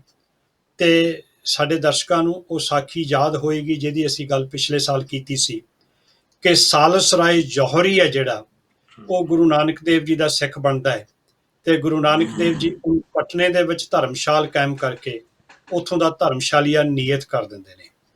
ਤੇ ਇੱਥੇ ਜੀ ਪਟਨੇ ਦੇ ਵਿੱਚ ਜਦੋਂ ਗਏ ਨੇ, ਸਾਲਸ ਰਾਏ ਜੌਹਰੀ ਦੇ ਉਹਦੇ ਪਰਿਵਾਰ, ਉਸ ਤੋਂ ਬਾਅਦ ਉਹਦੇ ਪਰਿਵਾਰ ਨੇ ਗੁਰੂ ਨਾਨਕ ਦੀ ਸਿੱਖੀ ਦਾ ਉੱਥੇ ਇੰਨਾ ਪ੍ਰਚਾਰ ਕੀਤਾ ਹੈ ਕਿ ਪਟਨੇ ਦੇ ਵਿੱਚ ਗੁਰੂ ਤੇਗ ਬਹਾਦਰ ਪਾਤਸ਼ਾਹ ਦੇ ਪਹੁੰਚਣ ਸਮੇਂ ਬਹੁਤ ਵੱਡੀ ਗਿਣਤੀ ਦੇ ਵਿੱਚ ਸਿੱਖ ਸੰਗਤ ਜਿਹੜੀ ਹੈ ਉਹ ਪਟਨੇ ਦੇ ਵਿੱਚ ਰਹਿੰਦੀ ਹੈ। ਇਹੀ ਕਾਰਨ ਸੀ ਕਿ ਕਿਉਂਕਿ ਪੂਰਬ ਦੇਸ਼ ਦੇ ਵਿੱਚ ਹਾਲਤ ਰਾਜਨੀਤਿਕ ਬਹੁਤ ਖਤਰਨਾਕ ਸਨ, ਜੰਗਾਂ ਯੁੱਧਾਂ ਦਾ ਸਮਾਂ ਸੀ, ਮੁਗਲ ਫੌਜਾਂ ਆਮ ਜਨਤਾ ਤੇ ਬੜਾ ਹੀ ਜ਼ੁਲਮ ਕਰ ਰਹੀਆਂ ਸੀ। ਗੁਰੂ ਤੇਗ ਬਹਾਦਰ ਮਹਾਰਾਜ ਜੀ ਨੇ ਉਹਨਾਂ ਦੀ ਬਾਂਹ ਪਕੜਨੀ ਸੀ। ਪਰਿਵਾਰ ਨੂੰ, ਮਾਤਾ ਗੁਜਰੀ ਜੀ ਨੂੰ, ਉਹਨਾਂ ਦੇ ਭਰਾ ਜਿਹੜੇ ਸਨ, ਉਹਨਾਂ ਦੀ ਨਿਗਰਾਨੀ ਦੇ ਵਿੱਚ ਇੱਕ ਸਿੱਖ ਪਰਿਵਾਰ ਦੇ ਕੋਲ ਪਟਨੇ ਛੱਡ ਕੇ ਗੁਰੂ ਤੇਗ ਬਹਾਦਰ ਸਾਹਿਬ ਢਾਕੇ ਵੱਲ ਨੂੰ ਚਲੇ ਜਾਂਦੇ ਨੇ। ਹਾਂਜੀ। ਸੋ ਧੰਨ ਗੁਰੂ ਤੇਗ ਬਹਾਦਰ ਸਾਹਿਬ ਸੱਚੇ ਪਾਤਸ਼ਾਹ ਜੀ ਅਨੰਦਪੁਰ ਸਾਹਿਬ 1965 ਵਿੱਚ ਵਸਾਉਂਦੇ ਨੇ ਤੇ 1965 ਦੇ ਅਖੀਰ ਦੇ ਵਿੱਚ ਹੀ 1665 1665 ਸੌਰੀ 1665 ਦੇ ਅਖੀਰ ਦੇ ਵਿੱਚ ਹੀ ਆਪਣਾ ਇੱਧਰ ਦਾ ਦੌਰਾ ਸ਼ੁਰੂ ਕਰ ਦਿੰਦੇ ਨੇ। ਸੋ ਅੰਦਾਜ਼ਾ ਲਾ ਲਓ ਸਾਹਿਬ ਸੱਚੇ ਪਾਤਸ਼ਾਹ ਜੀ ਨੇ ਇਹ ਨਗਰ ਵਸਾਇਆ ਤੇ ਕਿੰਨੇ ਮਹੀਨੇ ਉੱਥੇ ਠਹਿਰੇ। ਉੱਥੋਂ ਚੱਲ ਕੇ ਸਤਿਗੁਰੂ ਇੱਧਰ ਨੂੰ ਆ ਜਾਂਦੇ ਨੇ, ਕੁਰੂਕਸ਼ੇਤਰ ਵਿੱਚ ਜਦੋਂ ਪਹੁੰਚਦੇ ਨੇ ਉੱਥੇ ਸੂਰਜ ਗ੍ਰਹਿਣ ਲੱਗਾ ਹੋਇਆ ਹੈ, ਉੱਥੇ ਪਾਂਡਿਆਂ ਨੂੰ ਉੱਥੇ ਉਪਦੇਸ਼ ਦਿੰਦੇ ਨੇ ਅਤੇ ਉੱਥੋਂ ਚੱਲ ਕੇ ਪਟਨਾ ਸਾਹਿਬ ਜਿਹੜਾ ਇਸ ਵੇਲੇ ਹੈ ਉੱਥੇ ਸਾਹਿਬ ਸੱਚੇ ਪਾਤਸ਼ਾਹ ਜੀ ਦਾ ਪਰਿਵਾਰ ਉੱਥੇ ਰਹਿੰਦਾ ਤੇ ਆਪ ਅਗਾਂਹ ਤੁਰਦੇ ਨੇ ਸਤਿਗੁਰੂ ਪ੍ਰਚਾਰ ਦੌਰਿਆਂ ਹਿਤ। ਅਤੇ ਕਿਉਂਕਿ ਇਹ ਉਸ ਵੇਲੇ ਇਹ ਇਲਾਕਾ ਜਿਹੜਾ ਸੀਗਾ ਇਹ ਛੋਟੇ ਛੋਟੇ ਰਜਵਾੜਿਆਂ ਵਿੱਚ ਵੰਡਿਆ ਹੋਇਆ ਸੀ ਅਤੇ ਰਜਵਾੜੇ ਆਪਸ ਵਿੱਚ ਲੜਦੇ ਭਿੜਦੇ ਸਨ, ਬਜਾਏ ਕਿ ਔਰੰਗਜ਼ੇਬ ਨਾਲ ਆਪਸ ਵਿੱਚ ਲੜ ਮਿਲ ਕੇ ਆਪਣੀ ਤਾਕਤ ਖਤਮ ਕਰ ਲੈਂਦੇ ਸਨ। ਸਤਿਗੁਰੂ ਇੱਧਰ ਨੂੰ ਨਿਕਲਦੇ ਨੇ ਤਾਂ ਕਿ ਇਹਨਾਂ ਰਾਜਿਆਂ ਦੀਆਂ, ਰਜਵਾੜਿਆਂ ਦੀ ਸੁਲ੍ਹਾ ਕਰਾਈ ਜਾਵੇ ਤਾਂ ਕਿ ਇਹ ਇੱਕ ਵੱਡੀ ਤਾਕਤ ਬਣ ਸਕੇ। ਸੋ ਉੱਥੋਂ ਚੱਲ ਕੇ ਪਟਨਾ ਸਾਹਿਬ ਆਉਂਦੇ ਨੇ। ਉੱਥੇ ਸਤਿਗੁਰੂ ਦਾ ਪਰਿਵਾਰ ਸਾਲਸਾ ਜੋੜੀ ਜਾਂ ਇਸ ਵੇਲੇ ਗੁਰਦੁਆਰਾ ਜੋ ਦਰਬਾਰ ਸਾਹਿਬ ਬਣਿਆ ਉਹ ਵੀ ਭਾਈ ਸਾਹਿਬ ਜੀ ਉਹ ਸਾਲਸਾ ਜੋੜੀ ਦਾ ਘਰ ਹੈ। ਉਹ ਉੱਥੇ ਜਿੱਥੇ ਅੱਜ ਹਰਮੰਦਰ ਹੈ, ਜਿਹੜਾ ਸਾਡਾ ਤਖਤ ਹੈ ਪੰਥ ਦਾ ਅੱਜ, ਇਹ ਉਹ ਸਥਾਨ ਹੈ ਜਿੱਥੇ ਸਾਹਿਬਜ਼ਾਦਾ ਗੋਬਿੰਦ ਰਾਏ ਜੀ ਦਾ ਪ੍ਰਕਾਸ਼ ਹੋਇਆ ਸੀ। ਧੰਨ ਗੁਰੂ ਗੋਬਿੰਦ ਸਿੰਘ ਮਹਾਰਾਜ ਜੀ ਦਾ ਪ੍ਰਕਾਸ਼ ਸਥਾਨ ਆ ਉਹ ਜ਼ਰੂਰੀ ਹੈ ਕਿ ਉਹੀ ਜਗ੍ਹਾ ਹੋਏਗੀ ਜਿੱਥੇ ਉਸ ਵੇਲੇ ਮਾਤਾ ਗੁਜਰੀ ਜੀ ਤੇ ਬਾਕੀ ਸਾਰਾ ਜਿਹੜਾ ਪਰਿਵਾਰ ਹੈ ਉਹਨਾਂ ਦੀ ਉੱਥੇ ਰਿਹਾਇਸ਼ ਹੋਏਗੀ। ਉਸ ਜਗ੍ਹਾ ਦੇ ਉੱਤੇ ਉਹਨਾਂ ਦੀ ਯਾਦ ਵਿੱਚ ਉਹ ਗੁਰਦੁਆਰਾ। ਬਾਕੀ ਪਟਨੇ ਦੇ ਵਿੱਚ ਹੋਰ ਵੀ ਬਹੁਤ ਸਾਰੇ ਗੁਰਦੁਆਰੇ ਹੈਗੇ ਨੇ ਜਿਹੜੇ ਬਾਲਕ ਅਵਸਥਾ ਦੇ ਵਿੱਚ ਸਾਹਿਬਜ਼ਾਦਾ ਗੋਬਿੰਦ ਰਾਏ ਦੇ ਨਾਲ ਸੰਬੰਧਿਤ ਨੇ। ਜਦੋਂ ਜਿਵੇਂ ਤੁਸੀਂ ਗੱਲ ਡਾਕਟਰ ਸਾਹਿਬ ਕੀਤੀ ਹੈ ਨਾ ਕਿ ਪ੍ਰਚਾਰ ਦੌਰੇ ਕਰਦੇ ਜਾਂਦੇ ਸਨ ਜਿੱਥੇ ਜਿੱਥੇ ਵੀ ਗਏ, ਕੁਰੂਕਸ਼ੇਤਰ ਦੀ ਗੱਲ ਕੀਤੀ ਹੈ, ਕੰਸ਼ੀ ਦੇ ਵਿੱਚ ਵੀ ਬਹੁਤ ਵੱਡੀ ਗਿਣਤੀ ਵਿੱਚ ਸਿੱਖ ਸੰਗਤ ਰਹਿੰਦੀ ਹੈ। ਕੰਸ਼ੀ ਉਹ ਸਥਾਨ ਹੈ ਜਿੱਥੇ ਗੁਰੂ ਨਾਨਕ ਦੇਵ ਜੀ ਨੇ ਬੜਾ ਲੰਬਾ ਸਮਾਂ ਠਹਿਰੇ ਹੋ। ਇੱਥੇ ਹੀ ਉਹ ਸਾਰੇ ਭਗਤਾਂ ਦੀਆਂ ਬਾਣੀਆਂ ਇਕੱਠੀਆਂ ਕੀਤੀਆਂ।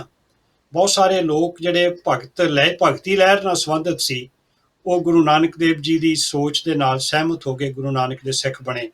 ਫਿਰ ਸਾਡੇ ਦਰਸ਼ਕਾਂ ਨੂੰ ਯਾਦ ਹੋਏਗਾ, ਅਸੀਂ ਪਹਿਲਾਂ ਵੀ ਗੱਲ ਕੀਤੀ ਸੀ, ਗੁਰੂ ਅਰਜਨ ਦੇਵ ਮਹਾਰਾਜ ਜੀ ਨੇ ਭਾਈ ਗੁਰਦਾਸ ਜੀ ਨੂੰ ਕਈ ਸਾਲ ਕੰਸ਼ੀ ਦੇ ਵਿੱਚ ਪ੍ਰਚਾਰ ਕਰਨ ਵਾਸਤੇ ਭੇਜਿਆ। ਉਹਨਾਂ ਦੀ ਮਨਸ਼ਾ ਇਹ ਸੀ ਕਿ ਨਾਲੇ ਤੇ ਉੱਥੇ ਗੁਰਮਤਿ ਦਾ ਪ੍ਰਚਾਰ ਕਰਨਗੇ, ਨਾਲੇ ਕੰਸ਼ੀ ਉਸ ਵੇਲੇ ਭਾਰਤ ਦਾ ਸਭ ਤੋਂ ਵੱਡਾ ਵਿਦਿਆ ਦਾ ਕੇਂਦਰ ਸੀ, ਸੰਸਕ੍ਰਿਤ ਦਾ। ਤੇ ਗੁਰੂ ਅਰਜਨ ਦੇਵ ਮਹਾਰਾਜ ਜੀ ਨੇ ਆਦਿਬੀਰ ਦੀ ਗੁਰੂ ਗ੍ਰੰਥ ਸਾਹਿਬ ਮਹਾਰਾਜ ਜੀ ਦੀ ਤਿਆਰੀ ਕਰਵਾਉਣੀ ਸੀ ਭਾਈ ਗੁਰਦਾਸ ਜੀ ਰਾਹੀਂ, ਤੇ ਭਾਈ ਗੁਰਦਾਸ ਜੀ ਨੂੰ ਉਹ ਸਾਰੀ ਸੰਸਕ੍ਰਿਤ, ਵਿਆਕਰਨ ਤੇ ਹੋਰ ਸਾਰੀ ਵਿਦਿਆ ਪ੍ਰਾਪਤੀ ਕਰਨ ਵਾਸਤੇ ਕੰਸ਼ੀ ਭੇਜਿਆ ਸੀ। ਤਕਰੀਬਨ 4 ਸਾਲ ਭਾਈ ਗੁਰਦਾਸ ਜੀ ਕੰਸ਼ੀ ਠਹਿਰੇ ਤੇ ਉੱਥੇ ਠਹਿਰ ਕੇ ਨਾਲ ਪ੍ਰਚਾਰ ਕਰਦੇ ਸਨ। ਸਵੇਰੇ ਸ਼ਾਮ ਸਮਾਗਮ ਕਰਨਾ, ਗੁਰਮਤਿ ਦੀ ਪ੍ਰਚਾਰ ਕਰਨਾ, ਨਾਲ ਉਹਨਾਂ ਨੇ ਉੱਥੋਂ ਦੀ ਜਿਹੜੀ ਵਿਦਿਆ ਸੀ ਉਹ ਪ੍ਰਾਪਤ ਕਰਨੀ। ਜਦੋਂ ਗੁਰੂ ਤੇਗ ਬਹਾਦਰ ਮਹਾਰਾਜ ਗਏ ਨੇ ਤੇ ਉਹ ਬਹੁਤ ਵੱਡੀ ਗਿਣਤੀ ਦੇ ਵਿੱਚ ਸਿੱਖ ਸੰਗਤ ਕੰਸ਼ੀ ਦੇ ਵਿੱਚ ਹੈਗੀ ਹੈ ਤੇ ਉੱਥੇ ਉਹਨਾਂ ਨੇ ਜਾ ਕੇ ਦਰਸ਼ਨ ਵੀ ਦਿੱਤੇ। ਕਿਉਂਕਿ ਆਪਾਂ ਥੋੜ੍ਹਾ ਜਿਹਾ ਅੰਦਾਜ਼ਾ ਲਗਾ ਕੇ ਵੇਖੀਏ, ਕਈ ਜਨਰੇਸ਼ਨਸ ਲੰਘ ਜਾਂਦੀਆਂ ਹੋਣਗੀਆਂ ਜਦੋਂ ਗੁਰੂ ਹਸਤੀ ਦੇ ਦਰਸ਼ਨ ਨਹੀਂ ਹੁੰਦੇ ਹੋਣਗੇ। ਜੀ ਅਨੇਕਾਂ ਸਾਖੀਆਂ ਨੇ ਸਾਡੇ ਸਾਹਮਣੇ ਕਿ ਕਿਵੇਂ ਦੂਰ ਦੁਰਾਡੇ ਬੈਠੀਆਂ ਸੰਗਤਾਂ ਆਪਣੇ ਮਨਾਂ ਦੇ ਵਿੱਚ ਅਰਜ਼ੋਈਆਂ ਕਰਦੀਆਂ ਸਨ ਕਿ ਕਿਤੇ ਗੁਰੂ ਨਾਨਕ ਦੀ ਗੱਦੀ ਦੇ ਵਾਰਿਸ ਦੇ ਦਰਸ਼ਨ ਹੋ ਜਾਣ, ਤੇ ਜਦੋਂ ਕਿਤੇ ਗੁਰੂ ਸਾਹਿਬ ਆਪ ਚੱਲ ਕੇ ਉਹਨਾਂ ਦੇ ਕੋਲ ਜਾਂਦੇ ਹੋਣਗੇ ਤੇ ਉਹਨਾਂ ਦੀ ਜਿਹੜੀ ਮਨੋ ਦਸ਼ਾ ਹੈ ਉਹ ਕਿਹੋ ਜੀ ਹੋਏਗੀ, ਆਪਾਂ ਚੰਗੀ ਤਰ੍ਹਾਂ ਅੰਦਾਜ਼ਾ ਲਗਾ ਸਕਦੇ ਹਾਂ। ਤੇ ਜਦੋਂ ਜਿੱਥੇ ਜਿੱਥੇ ਵੀ ਗੁਰੂ ਤੇਗ ਬਹਾਦਰ ਮਹਾਰਾਜ ਜੀ ਗਏ, ਗਇਆ ਦੇ ਵਿੱਚ ਗਏ, ਉੱਥੇ ਤ੍ਰਿਵੈਣੀ ਤੇ ਲੋਕ ਇਸ਼ਨਾਨ ਕਰਦੇ ਸਨ। ਉਹਨਾਂ ਨੂੰ ਵੀ ਸਮਝਾਇਆ ਕਿ ਇੱਕ ਈਸ਼ਵਰ ਦੀ ਭਗਤੀ ਕਰਨ ਦੇ ਵਿੱਚ ਹੀ ਭਲਾ ਹੈ, ਉਸ ਰੱਬ ਦੇ ਨਾਲ ਜੁੜਨ ਦੇ ਵਿੱਚ ਹੀ ਭਲਾ ਹੈ। ਬਾਕੀ ਤੋਂ ਸਾਰੇ ਕਰਮ ਕਾਂਡ ਨੇ, ਉਹਨਾਂ ਸਾਰੇ ਕਰਮ ਕਾਂਡਾਂ ਤੋਂ ਵਰਜਦੇ ਹੋਏ ਗੁਰਮਤ ਦਾ ਪ੍ਰਚਾਰ ਕਰਦੇ ਪਟਨੇ ਪਹੁੰਚਦੇ ਨੇ ਜਦੋਂ, ਤੇ ਪਰਿਵਾਰ ਨੂੰ ਉੱਥੇ ਛੱਡ ਕੇ ਢਾਕੇ ਜਾਂਦੇ ਨੇ। ਤੇ ਢਾਕੇ ਤੋਂ ਗਾਂਹ ਜਿਵੇਂ ਤੁਸੀਂ ਗੱਲ ਕੀਤੀ ਹੈ, ਉੱਥੇ ਛੋਟੇ ਛੋਟੇ ਕਬੀਲੇ ਨੇ ਉਸ ਇਲਾਕੇ 'ਚ, ਖਾਸ ਕਰਕੇ ਅਸਾਮ ਦੇ ਇਲਾਕੇ 'ਚ। ਤੇ ਉਹ ਕਬੀਲੇ ਜਿਹੜੇ ਨੇ ਉਹ ਅਕਸਰ ਮੁਗਲ ਹਕੂਮਤ ਤੋਂ ਬਗਾਵਤ ਕਰਦੇ ਨੇ, ਮੁਗਲ ਹਕੂਮਤ ਦੀ ਈਨ ਨਹੀਂ ਮੰਨਦੇ, ਤੇ ਮੁਗਲ ਫੌਜਾਂ ਅਕਸਰ ਉਸ ਇਲਾਕੇ ਦੇ ਵਿੱਚ ਚੜੀਆਂ ਹੀ ਰਹਿੰਦੀਆਂ। ਤੇ ਤੁਹਾਨੂੰ ਪਤਾ ਹੈ ਕਿ ਜਿੱਥੇ ਮਤਲਬ ਹਜ਼ਾਰਾਂ ਦੀ ਗਿਣਤੀ 'ਚ ਫੌਜ ਆ ਕੇ ਬੈਠੀ ਹੋਵੇ ਤੇ ਉੱਥੋਂ ਦੀ ਜਨਤਾ ਨੂੰ ਆਪਣਾ ਦੁਸ਼ਮਣ ਸਮਝਦੀ ਹੋਵੇ, ਤੇ ਉਹਨਾਂ ਦੇ ਮਾਲ ਅਸਵਾਬ ਦਾ, ਉਹਨਾਂ ਦੇ ਜਾਨ ਮਾਲ ਦਾ, ਉਹਨਾਂ ਦੀ ਇੱਜ਼ਤ ਆਬਰੂ ਦਾ ਕੀ ਹਾਲ ਹੁੰਦਾ ਹੋਣਾ ਹੈ, ਇਹਦਾ ਆਪਾਂ ਅੰਦਾਜ਼ਾ ਲਗਾ ਸਕਦੇ ਹਾਂ। ਉਸ ਵੇਲੇ ਵੀ ਹਾਲਤ ਇਸ ਇਲਾਕੇ ਦੇ ਵਿੱਚ ਬਹੁਤ ਹੀ ਤਰਸਯੋਗ ਸੀ। ਔਰੰਗਜ਼ੇਬ ਵਾਰ-ਵਾਰ ਮੁਹਿੰਮਾਂ ਭੇਜਦਾ ਸੀ ਇਸ ਇਲਾਕੇ ਨੂੰ ਸਰ ਕਰਨ ਵਾਸਤੇ, ਤੇ ਆਮ ਜਨਤਾ ਜਿਹੜੀ ਹੈ ਉਹਦੇ ਜ਼ੁਲਮ ਦਾ ਸ਼ਿਕਾਰ ਹੁੰਦੀ ਸੀ। ਤੇ ਗੁਰੂ ਤੇਗ ਬਹਾਦਰ ਮਹਾਰਾਜ ਗੁਰੂ ਗੱਦੀ ਤੇ ਬਿਰਾਜਣ ਤੋਂ ਪਹਿਲਾਂ ਵੀ ਇਸ ਇਲਾਕੇ 'ਚ ਪ੍ਰਚਾਰ ਕਰਨ ਵਾਸਤੇ ਜਾਂਦੇ ਸਨ, ਤੇ ਇਸੇ ਕਰਕੇ ਹੀ ਉਸ ਇਲਾਕੇ ਦੇ ਲੋਕਾਂ ਦੇ ਨਾਲ ਉਹਨਾਂ ਦਾ ਮੋਹ ਵੀ ਬਣਿਆ ਹੋਇਆ ਸੀ, ਪਿਆਰ ਵੀ ਬਣਿਆ ਹੋਇਆ ਸੀ। ਜਦੋਂ ਉਹਨਾਂ ਲੋਕਾਂ ਤੇ ਜ਼ੁਲਮ ਹੁੰਦਾ ਦੇਖਦੇ ਸੀ, ਤੇ ਇਹੀ ਕਾਰਨ ਸੀ ਕਿ ਆਪਣੇ ਪਰਿਵਾਰ ਨੂੰ ਪਟਨੇ ਛੱਡ ਕੇ ਆਪ ਜੀ ਅੱਗੇ ਚਲੇ ਜਾਂਦੇ ਨੇ। ਇੱਥੇ ਇੱਕ ਗੱਲ ਹੋਰ ਮੈਂ ਸ਼ਾਇਦ ਧਿਆਨ ਦੇਣ ਯੋਗ ਹੈ, ਜਿਸ ਵੇਲੇ ਪਟਨਾ ਛੱਡਦੇ ਨੇ ਗੁਰੂ ਤੇਗ ਬਹਾਦਰ ਸੱਚੇ ਪਾਤਸ਼ਾਹ, ਤੇ ਉਸ ਵੇਲੇ ਮਾਤਾ ਗੁਜਰੀ ਜੀ ਮਤਲਬ ਆਸਵੰਦ ਨੇ, ਗਰਭਵਤੀ ਨੇ। ਜੀ ਤੇ ਉਸ ਵੇਲੇ ਪਰਿਵਾਰ ਦੇ ਵਿੱਚ ਬਹੁਤ ਵੱਡੀ ਲੋੜ ਹੁੰਦੀ ਹੈ ਭਈ ਸਾਰਾ ਪਰਿਵਾਰ ਕਿਸੇ ਮਦਦ ਵਾਸਤੇ ਇਕੱਠਾ ਰਵੇ, ਜਿਵੇਂ ਆਪਾਂ ਨੂੰ ਪਤਾ ਹੀ ਹੈ ਇਸ ਵੇਲੇ। ਤੇ ਉਸ ਵੇਲੇ ਤੱਕ ਗੁਰੂ ਤੇਗ ਬਹਾਦਰ ਮਹਾਰਾਜ ਜੀ ਦੀ ਉਮਰ 44-45 ਸਾਲ ਹੋ ਚੁੱਕੀ ਹੈ। ਜੀ ਜਸਟ ਇਮੇਜਿਨ ਕਿ 11 ਸਾਲ ਦੀ ਉਮਰ ਦੇ ਵਿੱਚ ਉਹਨਾਂ ਦਾ ਆਨੰਦ ਕਾਰਜ ਮਾਤਾ ਗੁਜਰੀ ਜੀ ਦੇ ਨਾਲ ਹੋ ਜਾਂਦਾ ਹੈ, ਤੇ 44-45 ਸਾਲ ਦੀ ਉਮਰ ਤੱਕ ਉਹਨਾਂ ਦੇ ਔਲਾਦ ਨਹੀਂ ਹੈ। ਪਹਿਲੀ ਵਾਰੀ ਔਲਾਦ ਦੀ ਆਸ ਹੈ, ਤੇ ਗੁਰੂ ਸਾਹਿਬ ਆਪਣੇ ਪਰਿਵਾਰ ਨੂੰ ਉੱਥੇ ਛੱਡ ਕੇ ਆਪ ਸਧਾਰਨ ਮਨੁੱਖਤਾ ਦੀ ਬਾਂਹ ਪਕੜਨ ਦੇ ਲਈ ਚਲੇ ਜਾਂਦੇ ਨੇ ਉਸ ਇਲਾਕੇ ਦੇ ਵਿੱਚ ਜਿੱਥੇ ਸਭ ਤੋਂ ਵੱਧ ਰਾਜਨੀਤਿਕ ਤੌਰ ਦੇ ਉੱਤੇ ਡਿਸਟਰਬੈਂਸ ਹੈ, ਅਸਥਿਰਤਾ ਹੈਗੀ ਹੈ। ਤੇ ਜਿਹੜਾ ਔਰੰਗਜ਼ੇਬ ਨੇ ਭੇਜਿਆ ਸੀ ਆਪਣਾ ਫੌਜਦਾਰ, ਉਹ ਉਸ ਇਲਾਕੇ 'ਚ ਹੀ ਬਿਮਾਰ ਹੋ ਕੇ ਮਰ ਜਾਂਦਾ ਹੈ। ਉਹ ਏਰੀਆ ਉਹਦੇ ਔਰੰਗਜ਼ੇਬ ਦੇ ਅਧੀਨ ਨਹੀਂ ਆਉਂਦਾ। ਫਿਰ ਉਹ 1667 ਨੂੰ ਰਾਜਾ ਜੈ ਸਿੰਘ ਦਾ ਪੁੱਤਰ ਰਾਜਾ ਰਾਮ ਸਿੰਘ ਨੂੰ 4000 ਰਾਜਪੂਤ ਤੇ 2000 ਮੁਗਲ ਸਿਪਾਹੀ ਦੇ ਕੇ ਉਸ ਇਲਾਕੇ ਨੂੰ ਸਰ ਕਰਨ ਵਾਸਤੇ ਭੇਜਦਾ ਹੈ। ਤੇ ਗੁਰੂ ਤੇਗ ਬਹਾਦਰ ਸਾਹਿਬ ਉਸ ਇਲਾਕੇ 'ਚ ਗਏ ਹੋਏ ਨੇ, ਤੇ ਜਦੋਂ ਵੇਖਦੇ ਨੇ ਉਹ ਕਿ ਬਾਰ-ਬਾਰ ਜਿਹੜਾ ਹੈਗਾ ਉਹ ਲੋਕਾਂ ਤੇ ਜ਼ੁਲਮ ਹੋ ਰਿਹਾ ਹੈ, ਛੋਟੀਆਂ-ਛੋਟੀਆਂ ਝੜਪਾਂ ਵੀ ਹੁੰਦੀਆਂ, ਦੋਹਾਂ ਪਾਸਿਆਂ ਤੋਂ ਨੁਕਸਾਨ ਹੁੰਦਾ ਹੈ। ਕਿਉਂਕਿ ਜਿਹੜੇ ਅਸਾਮ ਦੇ ਇਲਾਕੇ ਦੇ ਕਬੀਲੇ ਹੈ ਉਹ ਜੰਗਲਾਂ ਵਿੱਚ ਰਹਿੰਦੇ ਨੇ ਡਾਕਟਰ ਸਾਹਿਬ, ਉਹ ਸਾਹਮਣੇ ਮੈਦਾਨੇ ਜੰਗ 'ਚ ਪਾਣੀਪਤ ਦੇ ਮੈਦਾਨ ਵਾਂਗੂ ਡਟ ਕੇ ਮੁਕਾਬਲਾ ਨਹੀਂ ਕਰਦੇ, ਉਹ ਗੁਰੀਲਾ ਯੁੱਧ ਕਰਦੇ ਨੇ। ਤੇ ਮੁਗਲ ਫੌਜਾਂ ਦਾ ਵੀ ਨੁਕਸਾਨ ਹੁੰਦਾ ਹੈ, ਤੇ ਉਹਦਾ ਬਦਲਾ ਲੈਣ ਵਾਸਤੇ ਜਿਹੜੇ ਸਧਾਰਨ ਜਨਤਾ ਹੈ ਉਹਨਾਂ ਨੂੰ ਜ਼ੁਲਮ ਦਾ ਸ਼ਿਕਾਰ ਹੋਣਾ ਪੈਂਦਾ। ਇਸੇ ਕਰਕੇ ਹੀ ਉਹਨਾਂ ਨੂੰ ਵੱਧ ਤੋਂ ਵੱਧ ਤੰਗ ਹੋਣ ਤੋਂ ਛੇਤੀ ਤੋਂ ਛੇਤੀ ਬਚਾਉਣ ਵਾਸਤੇ ਗੁਰੂ ਤੇਗ ਬਹਾਦਰ ਸਾਹਿਬ ਉਸ ਇਲਾਕੇ 'ਚ ਪਹੁੰਚਦੇ ਨੇ, ਤੇ ਉਸ ਇਲਾਕੇ ਦੇ ਕਬੀਲਿਆਂ ਦੇ ਮੁਖੀਆਂ ਨੂੰ ਇਕੱਠੇ ਕਰਕੇ, ਤੇ ਜਿਹੜਾ ਰਾਜਾ ਰਾਮ ਸਿੰਘ ਹੈ ਜਿਹੜਾ ਫੌਜਦਾਰ ਬਣ ਕੇ ਗਿਆ ਹੈ, ਉਹਨੂੰ ਨਾਲ ਲੈ ਕੇ ਉੱਥੇ ਉਹਨਾਂ ਦਾ 1670 ਦੇ ਵਿੱਚ ਸਮਝੌਤਾ ਕਰਵਾ ਦਿੰਦੇ ਨੇ। ਸਮਝੌਤਾ ਵੀ ਇਸ ਤਰੀਕੇ ਦਾ ਕਿ ਉਹਨਾਂ ਕਬੀਲਿਆਂ ਦੀ ਆਜ਼ਾਦੀ ਵੀ ਖਤਮ ਨਾ ਹੋਵੇ, ਤੇ ਮੁਗਲ ਹਕੂਮਤ ਨੂੰ ਵੀ ਇਸ ਤਰੀਕੇ ਨਾਲ ਲੱਗੇ ਕਿ ਅਸੀਂ ਬਗਾਵਤ ਦਬਾ ਦਿੱਤੀ ਹੈ। ਔਰ ਜਦੋਂ ਇਹ ਸਮਝੌਤਾ ਸਿਰੇ ਚੜ੍ਹਦਾ ਹੈ, ਤੇ ਉਸ ਤੋਂ ਬਾਅਦ ਉਸ ਇਲਾਕੇ ਦੇ ਵਿੱਚੋਂ ਗੁਰੂ ਤੇਗ ਬਹਾਦਰ ਸੱਚੇ ਪਾਤਸ਼ਾਹ ਵਾਪਸ ਪਟਨੇ ਆਉਂਦੇ ਨੇ ਤੇ ਪਹਿਲੀ ਵਾਰੀ ਆਪਣਾ ਪੁੱਤਰ ਜਿਹੜਾ 46 ਸਾਲ ਦੀ ਉਮਰ 'ਚ ਜਿਹੜਾ ਜਨਮ ਹੁੰਦਾ ਹੈ, ਉਹਦੀ ਉਮਰ 3.5 ਸਾਲ ਹੋ ਚੁੱਕੀ ਉਸ ਵੇਲੇ। 3.5 ਸਾਲ ਦੀ ਉਮਰ ਦੇ ਬਾਲ ਗੋਬਿੰਦ ਰਾਏ ਨੂੰ ਆ ਕੇ ਪਹਿਲੀ ਵਾਰੀ ਮਿਲਦੇ ਨੇ।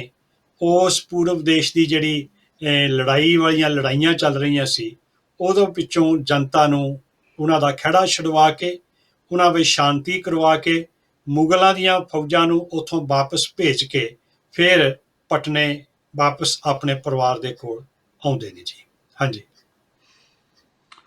ਸੋ ਗੁਰੂ ਤੇਗ ਬਹਾਦਰ ਸਾਹਿਬ ਸੱਚੇ ਪਾਤਸ਼ਾਹ ਜੀ, ਮਾਮਾ ਕਿਰਪਾਲ ਚੰਦ ਮਾਤਾ ਗੁਜਰੀ ਜੀ ਦਾ ਭਰਾ, ਹਾਂਜੀ।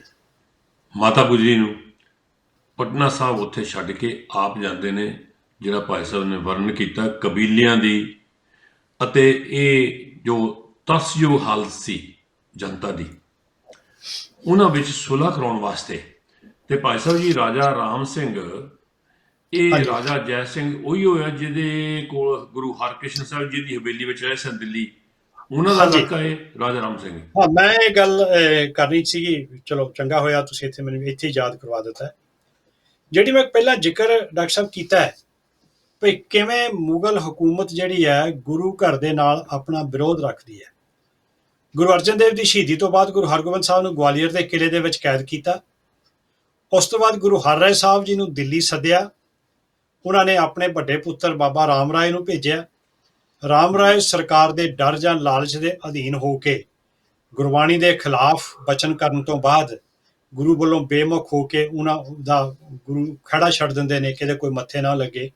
ਤੇ ਉਸ ਤੋਂ ਬਾਅਦ ਗੁਰੂ ਹਰਕ੍ਰਿਸ਼ਨ ਸਾਹਿਬ ਗੁਰਗੱਦੀ ਤੇ ਬੈਠਦੇ ਨੇ ਤੇ ਉਹਨਾਂ ਨੂੰ ਦੁਬਾਰਾ ਫਿਰ ਦਿੱਲੀ ਸੱਦਿਆ ਜਾਂਦਾ ਹੈ।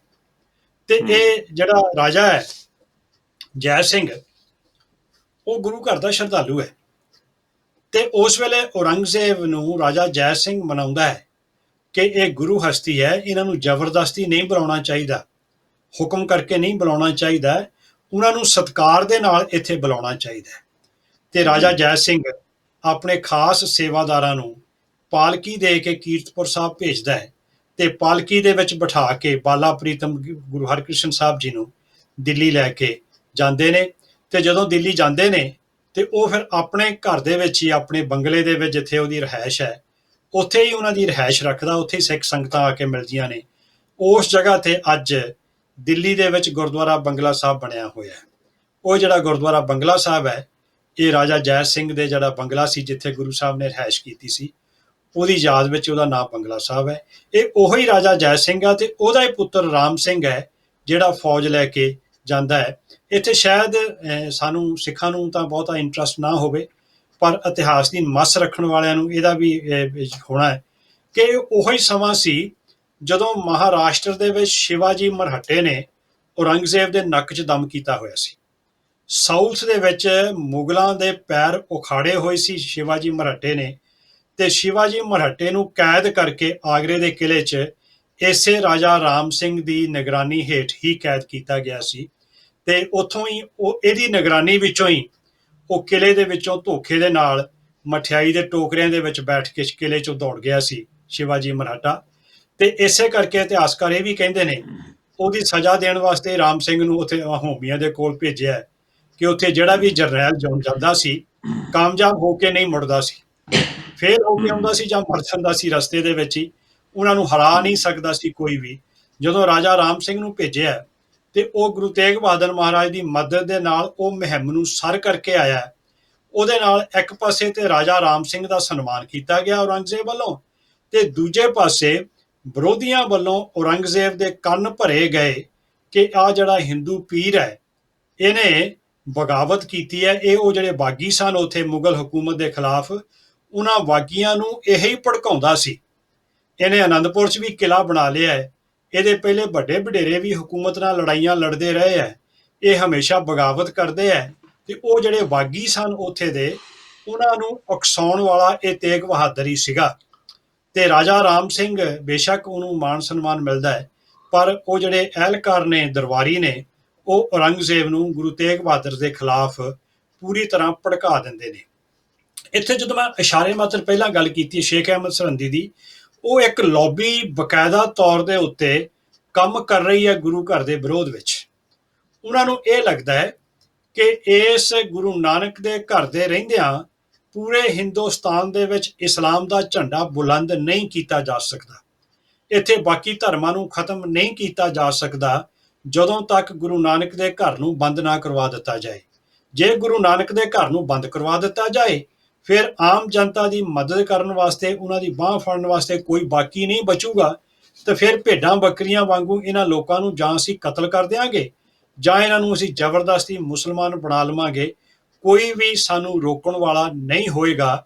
ਇਸੇ ਕਰਕੇ ਉਹ ਜਿਹੜੀ ਇੱਕ ਲੌਬੀ ਹੈ, ਜਿਹਨੂੰ ਪੁਰਾਣੇ ਲੋਕ ਸ਼ੇਖ ਅਹਿਮਦ ਸਰਹੰਦੀ ਦੇ ਚੇਲੇ ਚਾਟੜੇ, ਨਾਂ ਹੈ ਨੇ ਮੇਰੇ ਪਾਸ ਇਤਿਹਾਸ ਦੇ ਵਿੱਚ ਉਹਦੇ, ਜੇ ਸਮਾਂ ਬਚਿਆ ਤੇ ਉਹਦੇ ਬਾਰੇ ਗੱਲ ਅਸੀਂ ਕਰਾਂਗੇ ਵੱਖਰੇ ਕਿਸੇ ਵੇਲੇ।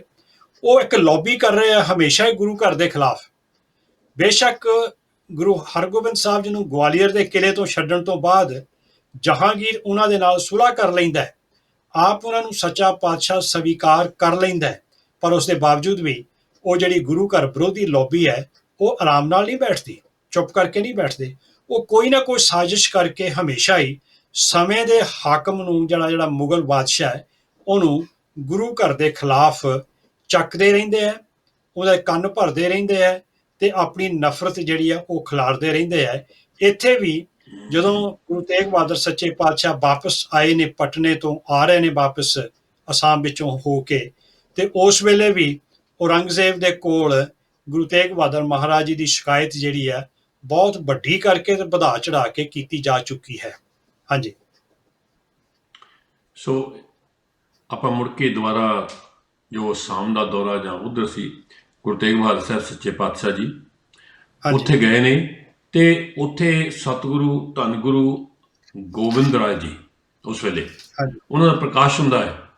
ਸਤਿਗੁਰੂ ਆਪ ਕਹਿੰਦੇ ਨੇ, ਜਾਬੀ ਜਾਤ ਤ੍ਰਿਵੇਣੀ ਪਏ ਪੁੰਨ ਦਾਨ ਦਿਨ ਕਸ ਬਤਾਏ, ਤਹੀਂ ਪ੍ਰਕਾਸ਼ਾ ਮਾਰਾ ਪਇਓ ਪਟਨਾ ਸ਼ਹਿਰ ਵਿਖੇ ਭਵ ਲਿਓ। ਸੋ ਗੁਰੂ ਤੇਗ ਬਹਾਦਰ ਸਾਹਿਬ ਸੱਚੇ ਪਾਤਸ਼ਾਹ ਉੱਥੇ ਜਨਤਾ ਦੀ ਭਲਾਈ ਵਿੱਚ ਲੱਗੇ। ਉੱਥੇ ਸੁਨੇਹਾ ਮਿਲਦਾ ਹੈ ਕਿ ਤੁਹਾਡੇ ਘਰ ਸਾਹਿਬਜ਼ਾਦੇ ਨੇ, ਪ੍ਰਕਾਸ਼ ਉਹਨਾਂ ਦਾ ਜਨਮ ਹੋਇਆ ਤੇ ਤੱਕੋ ਪਿਤਾ ਦਾ ਜਿਗਰਾ। ਸਤਿਗੁਰੂ ਉੱਥੋਂ ਮਗਰ ਨਹੀਂ ਮੁੜੇ, ਉੱਥੋਂ ਗਾਂਹ ਚਲੇ ਗਏ ਨੇ ਢਾਕੇ ਵੱਲ ਨੂੰ, ਬੰਗਲਾਦੇਸ਼ ਨੂੰ। ਅਤੇ ਭਾਈ ਸਾਹਿਬ ਨੇ ਦੱਸਿਆ ਤਕਰੀਬਨ 3.5 ਸਾਲ ਤੋਂ ਬਾਅਦ ਸਤਿਗੁਰੂ ਪਟਨਾ ਸਾਹਿਬ ਆਉਂਦੇ ਨੇ। 45 ਸਾਲ ਦੀ ਉਮਰ ਦੇ ਵਿੱਚ ਪਹਿਲਾ ਸਪੁੱਤਰ ਹੋਵੇ ਸਾਹਿਬਜ਼ਾਦਾ, ਇੰਨੀ ਦੇਰ ਤੇ ਉਦੋਂ ਬਾਅਦ ਫਿਰ ਸਾਹਿਬ ਸੱਚੇ ਪਾਤਸ਼ਾਹ ਜੀ 3.5 ਸਾਲ ਬਾਅਦ ਮਿਲਦੇ ਨੇ ਆ ਕੇ। ਇਹ ਆਪਣੇ ਪਟਨਾ ਸਾਹਿਬ ਗੁਰੂ ਕਾ ਬਾਗ ਹੈ ਨਾ ਜੀ ਭਾਈ ਸਾਹਿਬ ਜੀ, ਜਿੱਥੇ ਪਹਿਲੀ ਮੁਲਾਕਾਤ ਹੁੰਦੀ ਹੈ ਗੁਰੂ ਤੇਗ ਬਹਾਦਰ ਸੱਚੇ ਪਾਤਸ਼ਾਹ ਬਾਹਰਲੇ ਪਾਸੇ ਬਾਹਰ ਹੈ। ਹਾਂਜੀ, ਬਾਹਰ ਗੁਰਦੁਆਰਾ ਸਾਹਿਬ ਬਣੇ ਹੋਏ ਨੇ ਜੀ, ਗੁਰਦੁਆਰਾ ਸਾਹਿਬ ਬਣੇ ਹੋਏ ਨੇ ਉਹਨਾਂ ਦੀ ਯਾਦ ਵਿੱਚ, ਜਿੱਥੇ ਸਾਹਿਬ ਸੱਚੇ ਪਾਤਸ਼ਾਹ ਮਿਲਦੇ ਨੇ।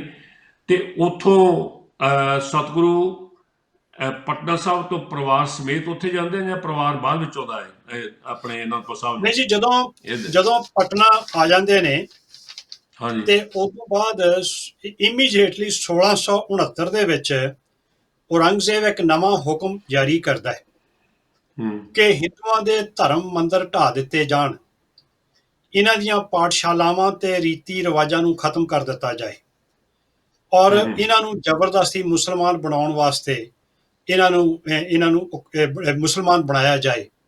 ਜਿਹੜਾ ਮੁਸਲਮਾਨ ਨਾ ਬਣੇ ਉਹਨੂੰ ਕਤਲ ਕਰ ਦਿੱਤਾ ਜਾਏ। ਇਹੋ ਜਿਹੇ ਜਦੋਂ ਹੁਕਮ ਦਿੱਤੇ ਤੇ ਉਸੇ ਵੇਲੇ ਧੜਾ ਧੜ ਅਯੁੱਧਿਆ ਦੇ ਕੁਝ ਮੰਦਰ ਢਾਏ ਗਏ। ਮਥੁਰਾ ਦਾ ਇੱਕ ਬਹੁਤ ਹੀ ਇਤਿਹਾਸਕ ਮੰਦਰ ਜਿਹੜਾ ਸੀਗਾ, ਜਿਹਦੇ ਬਾਰੇ ਹੁਣ ਪਿੱਛੇ ਜਿਹੇ ਅੱਜ ਦੀ ਜਿਹੜੀ ਨਵੀਂ ਮਤਲਬ ਹੈ, ਮੈਂ ਹੁਣ ਇਹਦੇ ਬਾਰੇ ਬਹੁਤਾ ਕਹਿਣਾ ਨਹੀਂ, ਉਹਨਾਂ ਨੇ ਉਹਨੂੰ ਦੁਬਾਰਾ ਰਿਵਾਈਵ ਕਰਨ ਦੀਆਂ ਗੱਲਾਂ ਵੀ ਕੀਤੀਆਂ, ਮਸਜਿਦ ਨੂੰ ਢਾਹ ਕੇ ਅਯੁੱਧਿਆ ਵੱਲ, ਤੇ ਉਹਨਾਂ ਨੂੰ ਢਾਉਣ ਦੀ ਗੱਲ ਕੀਤੀ। ਲੋਕਾਂ ਤੇ ਜ਼ੁਲਮ ਹੋਣਾ ਸ਼ੁਰੂ ਹੋਇਆ ਤੇ ਗੁਰੂ ਤੇਗ ਬਹਾਦਰ ਮਹਾਰਾਜ ਪਰਿਵਾਰ ਨੂੰ ਪਟਨੇ ਹੀ ਛੱਡ ਕੇ, ਪਰਿਵਾਰ ਨੂੰ ਨਾਲ ਲੈ ਕੇ ਨਹੀਂ ਆਏ, ਪਰਿਵਾਰ ਨੂੰ ਪਟਨੇ ਛੱਡ ਕੇ ਹੀ ਵਾਪਸ ਪੰਜਾਬ ਵੱਲ ਨੂੰ ਆ ਰਹੇ ਨੇ। ਤੇ ਪੰਜਾਬ ਵੱਲ ਨੂੰ ਆ ਰਹੇ ਵੀ ਐਤਕੀ ਕਾਹਲੀ ਰਹੇ ਨੇ। ਐਤਕੀ ਪ੍ਰਚਾਰ ਕਰਨ ਵਾਸਤੇ ਕਈ ਹਫ਼ਤੇ ਰਸਤੇ ਵਿੱਚ ਨਹੀਂ ਰੁਕਦੇ। ਪਟਨੇ ਤੋਂ ਬਾਅਦ ਉਹ ਬਕਸਰ, ਬਨਾਰਸ ਹੋ ਕੇ ਆਗਰੇ ਪਹੁੰਚਦੇ ਹੈ। ਆਗਰੇ ਜਦੋਂ ਠਹਿਰੇ ਹੋਏ ਨੇ, ਉਸ ਵੇਲੇ ਤੱਕ ਮੁਗਲ ਹਕੂਮਤ ਦੇ ਕੋਲ ਗੁਰੂ ਸਾਹਿਬ ਦੇ ਖਿਲਾਫ ਇੰਨੀਆਂ ਸ਼ਿਕਾਇਤਾਂ ਕਰ ਦਿੱਤੀਆਂ ਜਾਂਦੀਆਂ ਕਿ ਔਰੰਗਜ਼ੇਬ ਉਹਨਾਂ ਨੂੰ ਗ੍ਰਿਫਤਾਰ ਕਰਨ ਦਾ ਆਰਡਰ ਜਾਰੀ ਕਰ ਦਿੰਦਾ ਹੈ।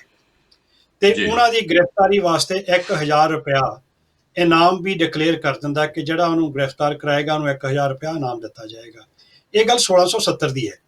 ਉਸ ਵੇਲੇ ਦਾ 1000 ਰੁਪਇਆ ਅੱਜ ਦੀ ਕਰੰਸੀ ਦੇ ਮੁਤਾਬਕ ਕਈ ਕਰੋੜ ਬਣਦਾ ਹੋਣਾ ਹੈ। ਔਰ ਇਹ ਸਾਰਾ ਕੁਝ ਹੀ ਔਰੰਗਜ਼ੇਬ ਦੀ ਜਿਹੜੀ ਮੁਤੱਸਬੀ ਨੀਤੀ ਸੀ ਇੱਕ, ਉਹਦੇ ਤਹਿਤ ਹੋਇਆ, ਕਿਉਂਕਿ ਉਹਦੇ ਕੰਨ ਇਸ ਤਰੀਕੇ ਨਾਲ ਭਰੇ ਹੋਏ ਸਨ।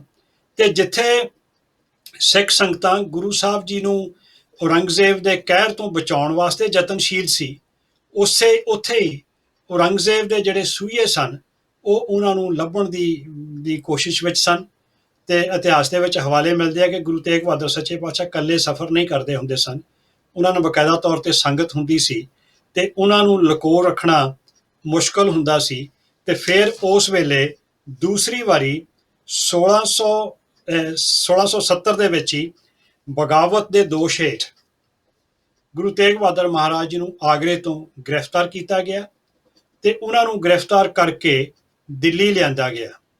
ਹੋਇਆ ਇਹ, ਜਦੋਂ ਗ੍ਰਿਫਤਾਰੀ ਦੀ ਖਬਰ ਰਾਜਾ ਜੈ ਸਿੰਘ ਨੂੰ ਤੇ ਰਾਜਾ ਰਾਮ ਸਿੰਘ ਨੂੰ ਮਿਲਦੀ ਹੈ, ਉਹਨੇ ਉਸੇ ਵੇਲੇ ਔਰੰਗਜ਼ੇਬ ਨੂੰ ਜਾ ਕੇ ਪਹੁੰਚ ਕੀਤੀ ਕਿ ਇਹਨਾਂ ਤੇ ਬਗਾਵਤ ਦਾ ਦੋਸ਼ ਲਾਉਣੇ ਹੋ। ਇਹਨਾਂ ਦੀ ਕਿਰਪਾ ਦੇ ਨਾਲ ਹੀ ਤੇ ਉਹ ਸਾਰਾ ਸਾਡਾ ਸਮਝੌਤਾ ਹੋ ਸਕਿਆ ਹੈ। ਉਹ ਜਿਹੜੇ ਕਬੀਲੇ ਕਦੇ ਵੀ ਮੁਗਲ ਹਕੂਮਤ ਦੀ ਈਨ ਨਹੀਂ ਮੰਨਦੇ ਸਨ, ਉਹਨਾਂ ਦੇ ਨਾਲ ਸਾਡਾ ਸਮਝੌਤਾ ਸਿਰੇ ਚੜ੍ਹਿਆ, ਇਹਨਾਂ ਨੇ ਸਾਡਾ ਸਿਰੇ ਚੜਵਾਇਆ ਹੈ।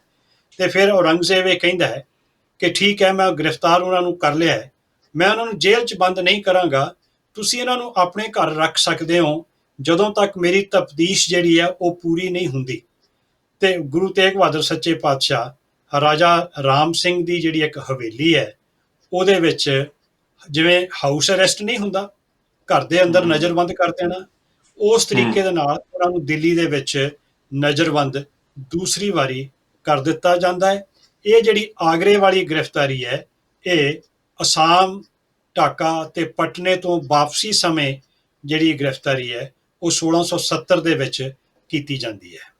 ਸੋ ਇਹ ਗ੍ਰਿਫਤਾਰੀ ਜਿਹੜੀ ਤੁਸੀਂ ਦੱਸੀ ਹੈ, ਇਹ ਸਤਿਗੁਰੂ ਦੇ ਪਕੜਨ ਵਾਸਤੇ ਇਨਾਮ ਵੀ ਰੱਖਿਆ ਗਿਆ ਤੇ ਗ੍ਰਿਫਤਾਰ ਵੀ ਉਦੋਂ ਹੁੰਦੇ, ਆਗਰੇ ਤੋਂ ਹੁੰਦੇ ਨੇ। ਇਹ ਆਮ ਜੋ ਸਾਖੀ ਚੱਲਦੀ, ਆਮ ਸੁਣਾਈ ਜਾਂਦੀ ਹੈ, ਜਦੋਂ ਸਾਹਿਬ ਸੱਚੇ ਪਾਤਸ਼ਾਹ ਸੀਸ ਦੇਣ ਵਾਸਤੇ ਆਉਂਦੇ ਨੇ ਉਦੋਂ ਆਗਰੇ ਤੋਂ ਗ੍ਰਿਫਤਾਰ ਹੁੰਦੇ ਨੇ। ਖੈਰ, ਤੁਸੀਂ ਦੱਸਿਆ ਕਿ ਰਾਜਾ ਜੈ ਸਿੰਘ ਜਾਂ ਉਹਨਾਂ ਦਾ ਸੁਪੁੱਤਰ ਰਾਮ ਸਿੰਘ, ਉਹਨਾਂ ਦੀ ਹਵੇਲੀ ਦੇ ਵਿੱਚ ਜਿੱਥੇ ਧੰਨ ਗੁਰੂ ਹਰਕ੍ਰਿਸ਼ਨ ਸਾਹਿਬ ਸੱਚੇ ਪਾਤਸ਼ਾਹ ਠਹਿਰੇ ਸਨ, ਉਸੇ ਹਵੇਲੀ ਦੇ ਵਿੱਚ ਗੁਰੂ ਹਰਕ੍ਰਿਸ਼ਨ ਸਾਹਿਬ ਜੀ ਉਹਨਾਂ ਦੇ ਆਪਣੇ ਬੰਗਲੇ ਵਿੱਚ ਠਹਿਰੇ ਸਨ। ਇਹ ਇੱਕ ਵੱਖਰੀ ਹਵੇਲੀ ਹੈ, ਇਹ ਉਹਨਾਂ ਦਾ ਰਿਹਾਇਸ਼ ਨਹੀਂ ਹੈ, ਇਹ ਰਾਜਾ ਜੈ ਸਿੰਘ ਦੀ ਰਿਹਾਇਸ਼ ਨਹੀਂ ਹੈ, ਉਹਨਾਂ ਦੀ ਇੱਕ ਆਪਣੀ ਵੱਖਰੀ ਹਵੇਲੀ ਹੈ। ਕਿਉਂਕਿ ਗੁਰੂ ਤੇਗ ਬਹਾਦਰ ਮਹਾਰਾਜ ਜੀ ਨੂੰ ਫ੍ਰੀ ਨਹੀਂ ਛੱਡਿਆ ਹੋਇਆ, ਉਹਨਾਂ ਨੂੰ ਨਜ਼ਰਬੰਦ ਕੀਤਾ ਹੋਇਆ, ਪਰ ਉਹਨਾਂ ਨੂੰ ਹਾਊਸ ਅਰੈਸਟ ਦੇ ਤੌਰ ਤੇ ਉਹਨਾਂ ਦੇ ਵੱਖਰੇ ਇੱਕ ਆਰਾਮਦਾਇਕ ਘਰ ਦੇ ਵਿੱਚ, ਜਿੱਥੇ ਉਹਨਾਂ ਦੀ ਆਪਣੀ ਰਿਹਾਇਸ਼ ਨਹੀਂ ਗਈ, ਉਹਦੇ ਵਿੱਚ ਉਹਨਾਂ ਨੂੰ ਨਜ਼ਰਬੰਦ ਕੀਤਾ ਗਿਆ ਉਸ ਹਵੇਲੀ ਦੇ ਵਿੱਚ। ਤੁਹਾਡੀ ਜਾਣਕਾਰੀ ਅਨੁਸਾਰ ਉਹ ਹਵੇਲੀ ਜਿੱਥੇ ਸੀ ਉੱਥੇ ਕੋਈ ਜਗ੍ਹਾ ਬਣੀ ਹੋਈ ਹੈ ਨਿਸ਼ਾਨਦੇਹੀ? ਨਹੀਂ ਜੀ, ਉਹਦੇ ਬਾਰੇ ਕੋਈ ਉਹ ਨਹੀਂ ਹੈ ਜਗ੍ਹਾ, ਉਹਦੀ ਕੋਈ ਜਾਣਕਾਰੀ, ਉਹਦੀ ਯਾਦਗਾਰ ਉੱਥੇ ਨਹੀਂ ਬਣੀ ਹੋਈ। ਔਰ ਦੇਖੋ ਤੁਸੀਂ ਭਈ, ਇੱਥੋਂ ਦੋ ਗੱਲਾਂ ਸਾਡੇ ਸਾਹਮਣੇ ਆਉਂਦੀਆਂ ਹੈ ਭਈ, ਮੁਗਲ ਬਾਦਸ਼ਾਹ ਜਿਹੜੇ ਨੇ ਉਹ ਭਾਵੇਂ ਕਿੰਨੇ ਤਾਕਤਵਰ ਕਿਉਂ ਨਾ ਹੋਣ, ਪਰ ਉਹਨਾਂ ਦੇ ਅੰਦਰੋਂ ਜਿਹੜੀ ਇੱਕ ਹੈਗੀ ਹੈ ਨਾ ਬੇਭਰੋਸਗੀ ਜਿਹੀ ਵਾਲੀ ਗੱਲ, ਇਨਫੀਰੀਟੀ ਕੰਪਲੈਕਸ ਜਿਹਾ, ਭਈ ਪਤਾ ਨਹੀਂ ਸਾਡੇ ਕੋਲੋਂ ਕਿਤੇ ਆਹ ਗਲਤ ਮਾੜੀ ਜਿਹੀ ਵੀ ਢਿੱਲ ਰਹਿ ਗਈ ਤੇ ਪਤਾ ਨਹੀਂ ਕਿੱਡੀ ਵੱਡੀ ਬਗਾਵਤ ਹੋ ਜਾਣੀ ਹੈ, ਉਹ ਕਿੰਨੀ ਜ਼ਿਆਦਾ ਹੈ।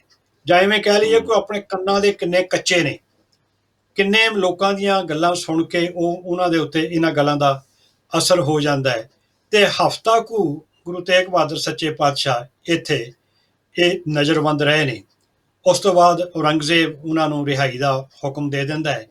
ਫਿਰ ਪੂਰੇ ਸਤਿਕਾਰ ਦੇ ਨਾਲ ਦਿੱਲੀ ਦੀਆਂ ਸੰਗਤਾਂ ਨੂੰ ਮਿਲਦੇ ਹੋਏ ਗੁਰੂ ਤੇਗ ਬਹਾਦਰ ਸੱਚੇ ਪਾਤਸ਼ਾਹ ਵਾਪਸ ਅਨੰਦਪੁਰ ਸਾਹਿਬ ਆਉਂਦੇ ਨੇ। ਉਸ ਵੇਲੇ ਤੱਕ ਦਿੱਲੀ ਦੇ ਵਿੱਚ ਸਿੱਖ ਸੰਗਤ ਕਾਫੀ ਵੱਡੀ ਗਿਣਤੀ ਦੇ ਵਿੱਚ ਹੈ। ਜਦੋਂ ਗੁਰੂ ਹਰਕ੍ਰਿਸ਼ਨ ਸਾਹਿਬ ਜੀ ਦਿੱਲੀ ਗਏ ਸਨ ਤੇ ਗੁਰੂ ਤੇਗ ਬਹਾਦਰ ਜੀ ਜਦੋਂ ਗੁਰੂ ਨਹੀਂ ਬਣੇ ਸਨ ਤੇ ਪੂਰਬ ਦੇਸ਼ ਤੋਂ ਵਾਪਸ ਆਉਂਦੇ ਹੋਏ ਉੱਥੇ ਗੁਰੂ ਸਾਹਿਬ ਨੂੰ ਮਿਲੇ ਜਦੋਂ, ਤੇ ਉਹ ਭਾਈ ਕਲਿਆਣ ਦਾਸ ਦੀ ਧਰਮਸ਼ਾਲਾ ਦੇ ਵਿੱਚ ਠਹਿਰੇ ਸਨ।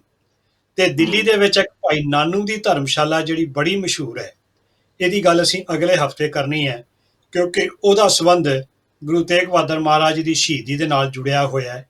ਉਹ ਉਸ ਪ੍ਰਸੰਗ ਦੇ ਵਿੱਚ ਗੱਲ ਕਰਾਂਗੇ। ਦਿੱਲੀ ਦੇ ਵਿੱਚ ਜਿੱਥੇ ਮੁਗਲ ਹਕੂਮਤ ਦਾ ਗੜ੍ਹ ਹੈ, ਉਹਨਾਂ ਦੀ ਰਾਜਧਾਨੀ ਹੈ, ਉਹਦੇ ਨਾਲ ਹੀ ਗੁਰੂ ਨਾਨਕ ਨਾਮ ਲੇਵਾ ਸਿੱਖਾਂ ਦੀ ਵੀ ਗਿਣਤੀ ਘੱਟ ਨਹੀਂ ਹੈ। ਬਹੁਤ ਸਾਰੇ ਅਸੀਂ ਭੁਲੇਖੇ ਪਾਲੇ ਹੋਏ ਨੇ, ਉਹਦੇ ਲਈ ਅਸੀਂ ਜ਼ਿੰਮੇਵਾਰ ਨਹੀਂ। ਸਾਡੇ ਇਤਿਹਾਸਕ ਸਰੋਤ ਹੀ ਚੁੱਪ ਨੇ, ਉਹਨਾਂ ਨੇ ਇਹ ਬਾਰੇ ਬਹੁਤੀ ਗੱਲ ਸਪਸ਼ਟ ਖੋਲ੍ਹ ਕੇ ਕੀਤੀ ਨਹੀਂ।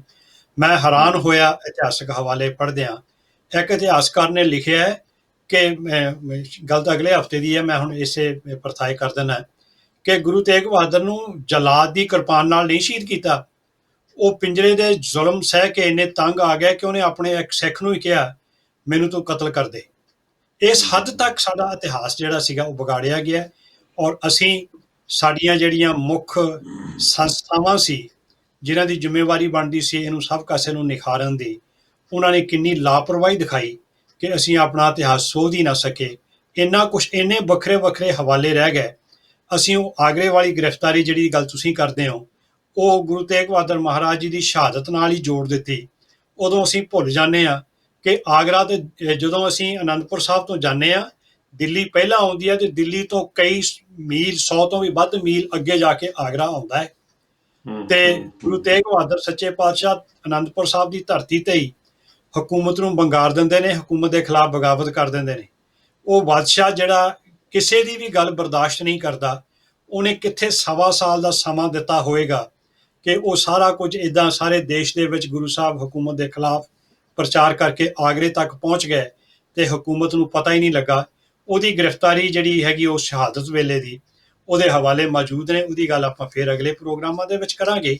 ਇਹ ਕਿਉਂਕਿ ਸਾਡੇ ਕੋਲ ਸਾਰੇ ਹਵਾਲੇ ਨਾ ਹੋਣ ਕਰਕੇ ਜਾਂ ਸਾਰੀਆਂ ਕੜੀਆਂ ਜਿਹੜੀਆਂ ਨੇ ਆਪਸ ਵਿੱਚ ਨਾ ਮਿਲਦੀਆਂ ਹੋਣ ਕਰਕੇ, ਕਿਉਂਕਿ ਆਗਰੇ ਦੇ ਵਿੱਚ ਗੁਰੂ ਤੇਗ ਬਹਾਦਰ ਦੇ ਸੰਬੰਧ ਦੇ ਵਿੱਚ ਕਈ ਯਾਦਗਾਰਾਂ ਨੇ। ਗੁਰਦੁਆਰਾ ਮਾਈ ਥਾਨ ਵੀ ਹੈ, ਗੁਰਦੁਆਰਾ ਗੁਰੂ ਕਾ ਬਾਗ ਵੀ ਹੈ, ਹੋਰ ਵੀ ਯਾਦਗਾਰਾਂ ਨੇ ਉੱਥੇ ਆਗਰੇ ਦੇ ਵਿੱਚ।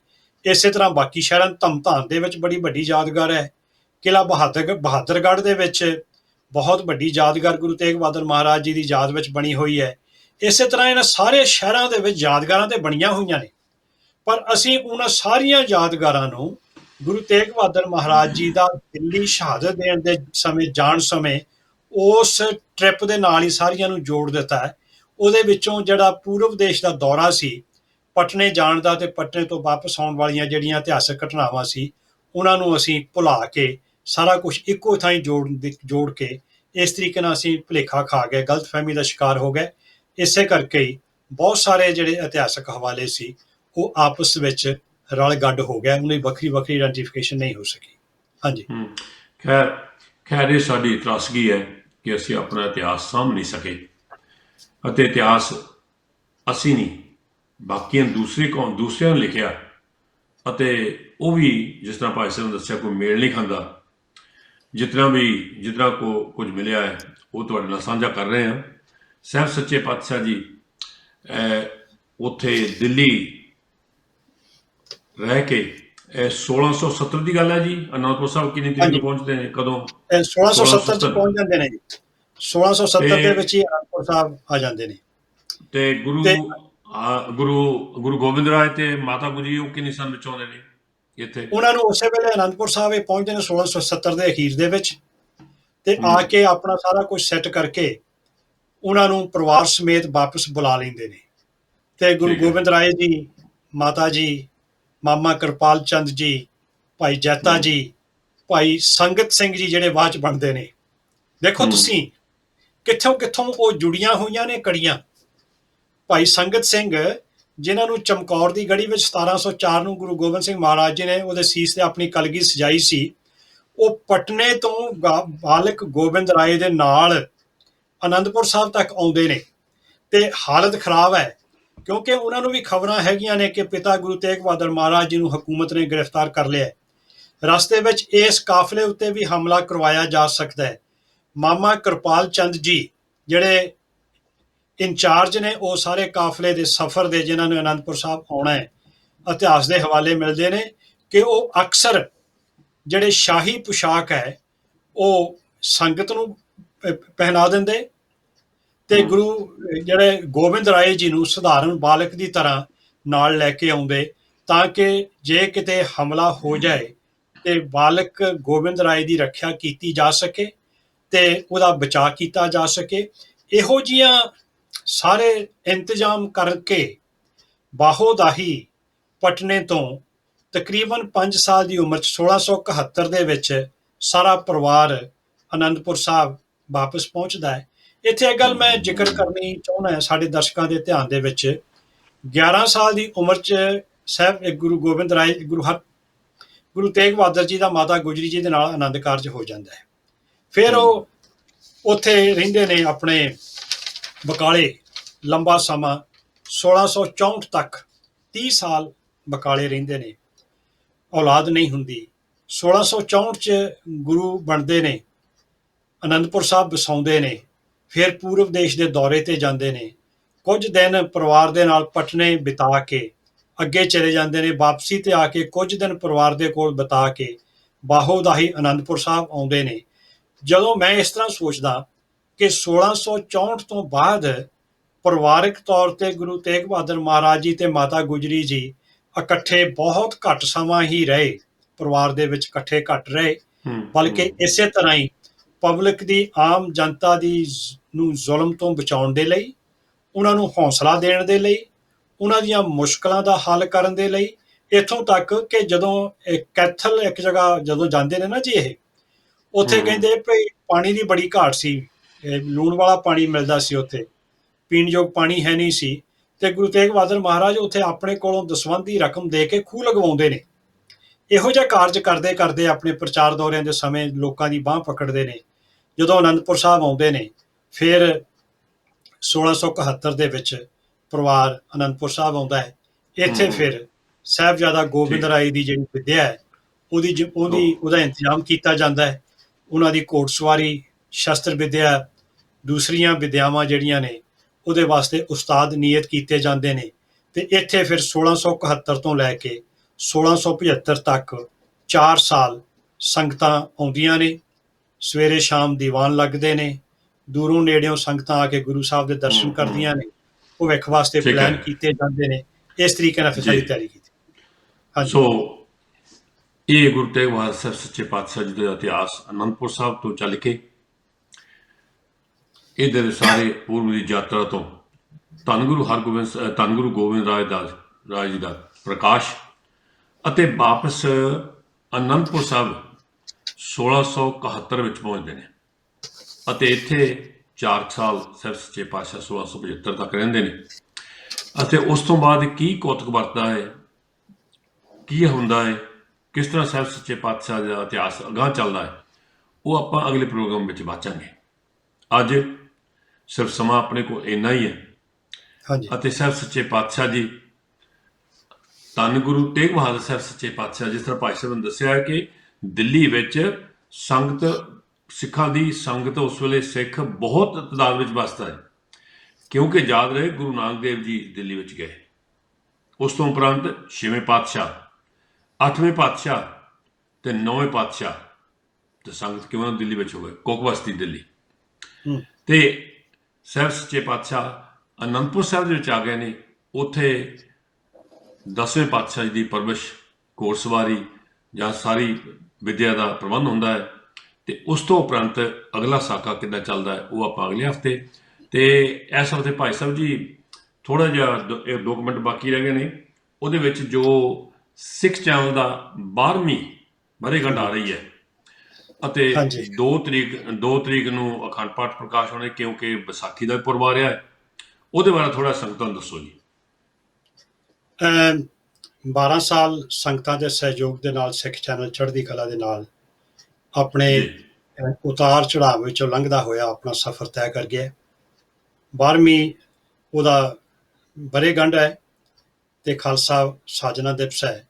ਉਹਨੂੰ ਸਮਰਪਿਤ ਇਸ ਸ਼ੁੱਕਰਵਾਰ 2 ਤਰੀਕ ਨੂੰ ਸਵੇਰੇ 9 ਵਜੇ ਸਟੂਡੀਓ ਦੇ ਵਿੱਚ ਅਖੰਡ ਪਾਠ ਸਾਹਿਬ ਆਰੰਭ ਹੋਣਗੇ ਤੇ 4 ਤਰੀਕ ਨੂੰ ਐਤਵਾਰ ਵਾਲੇ ਦਿਨ ਉਹਦੇ ਭੋਗ ਪੈਣਗੇ ਤਕਰੀਬਨ 12 ਕੁ ਵਜੇ ਤੱਕ।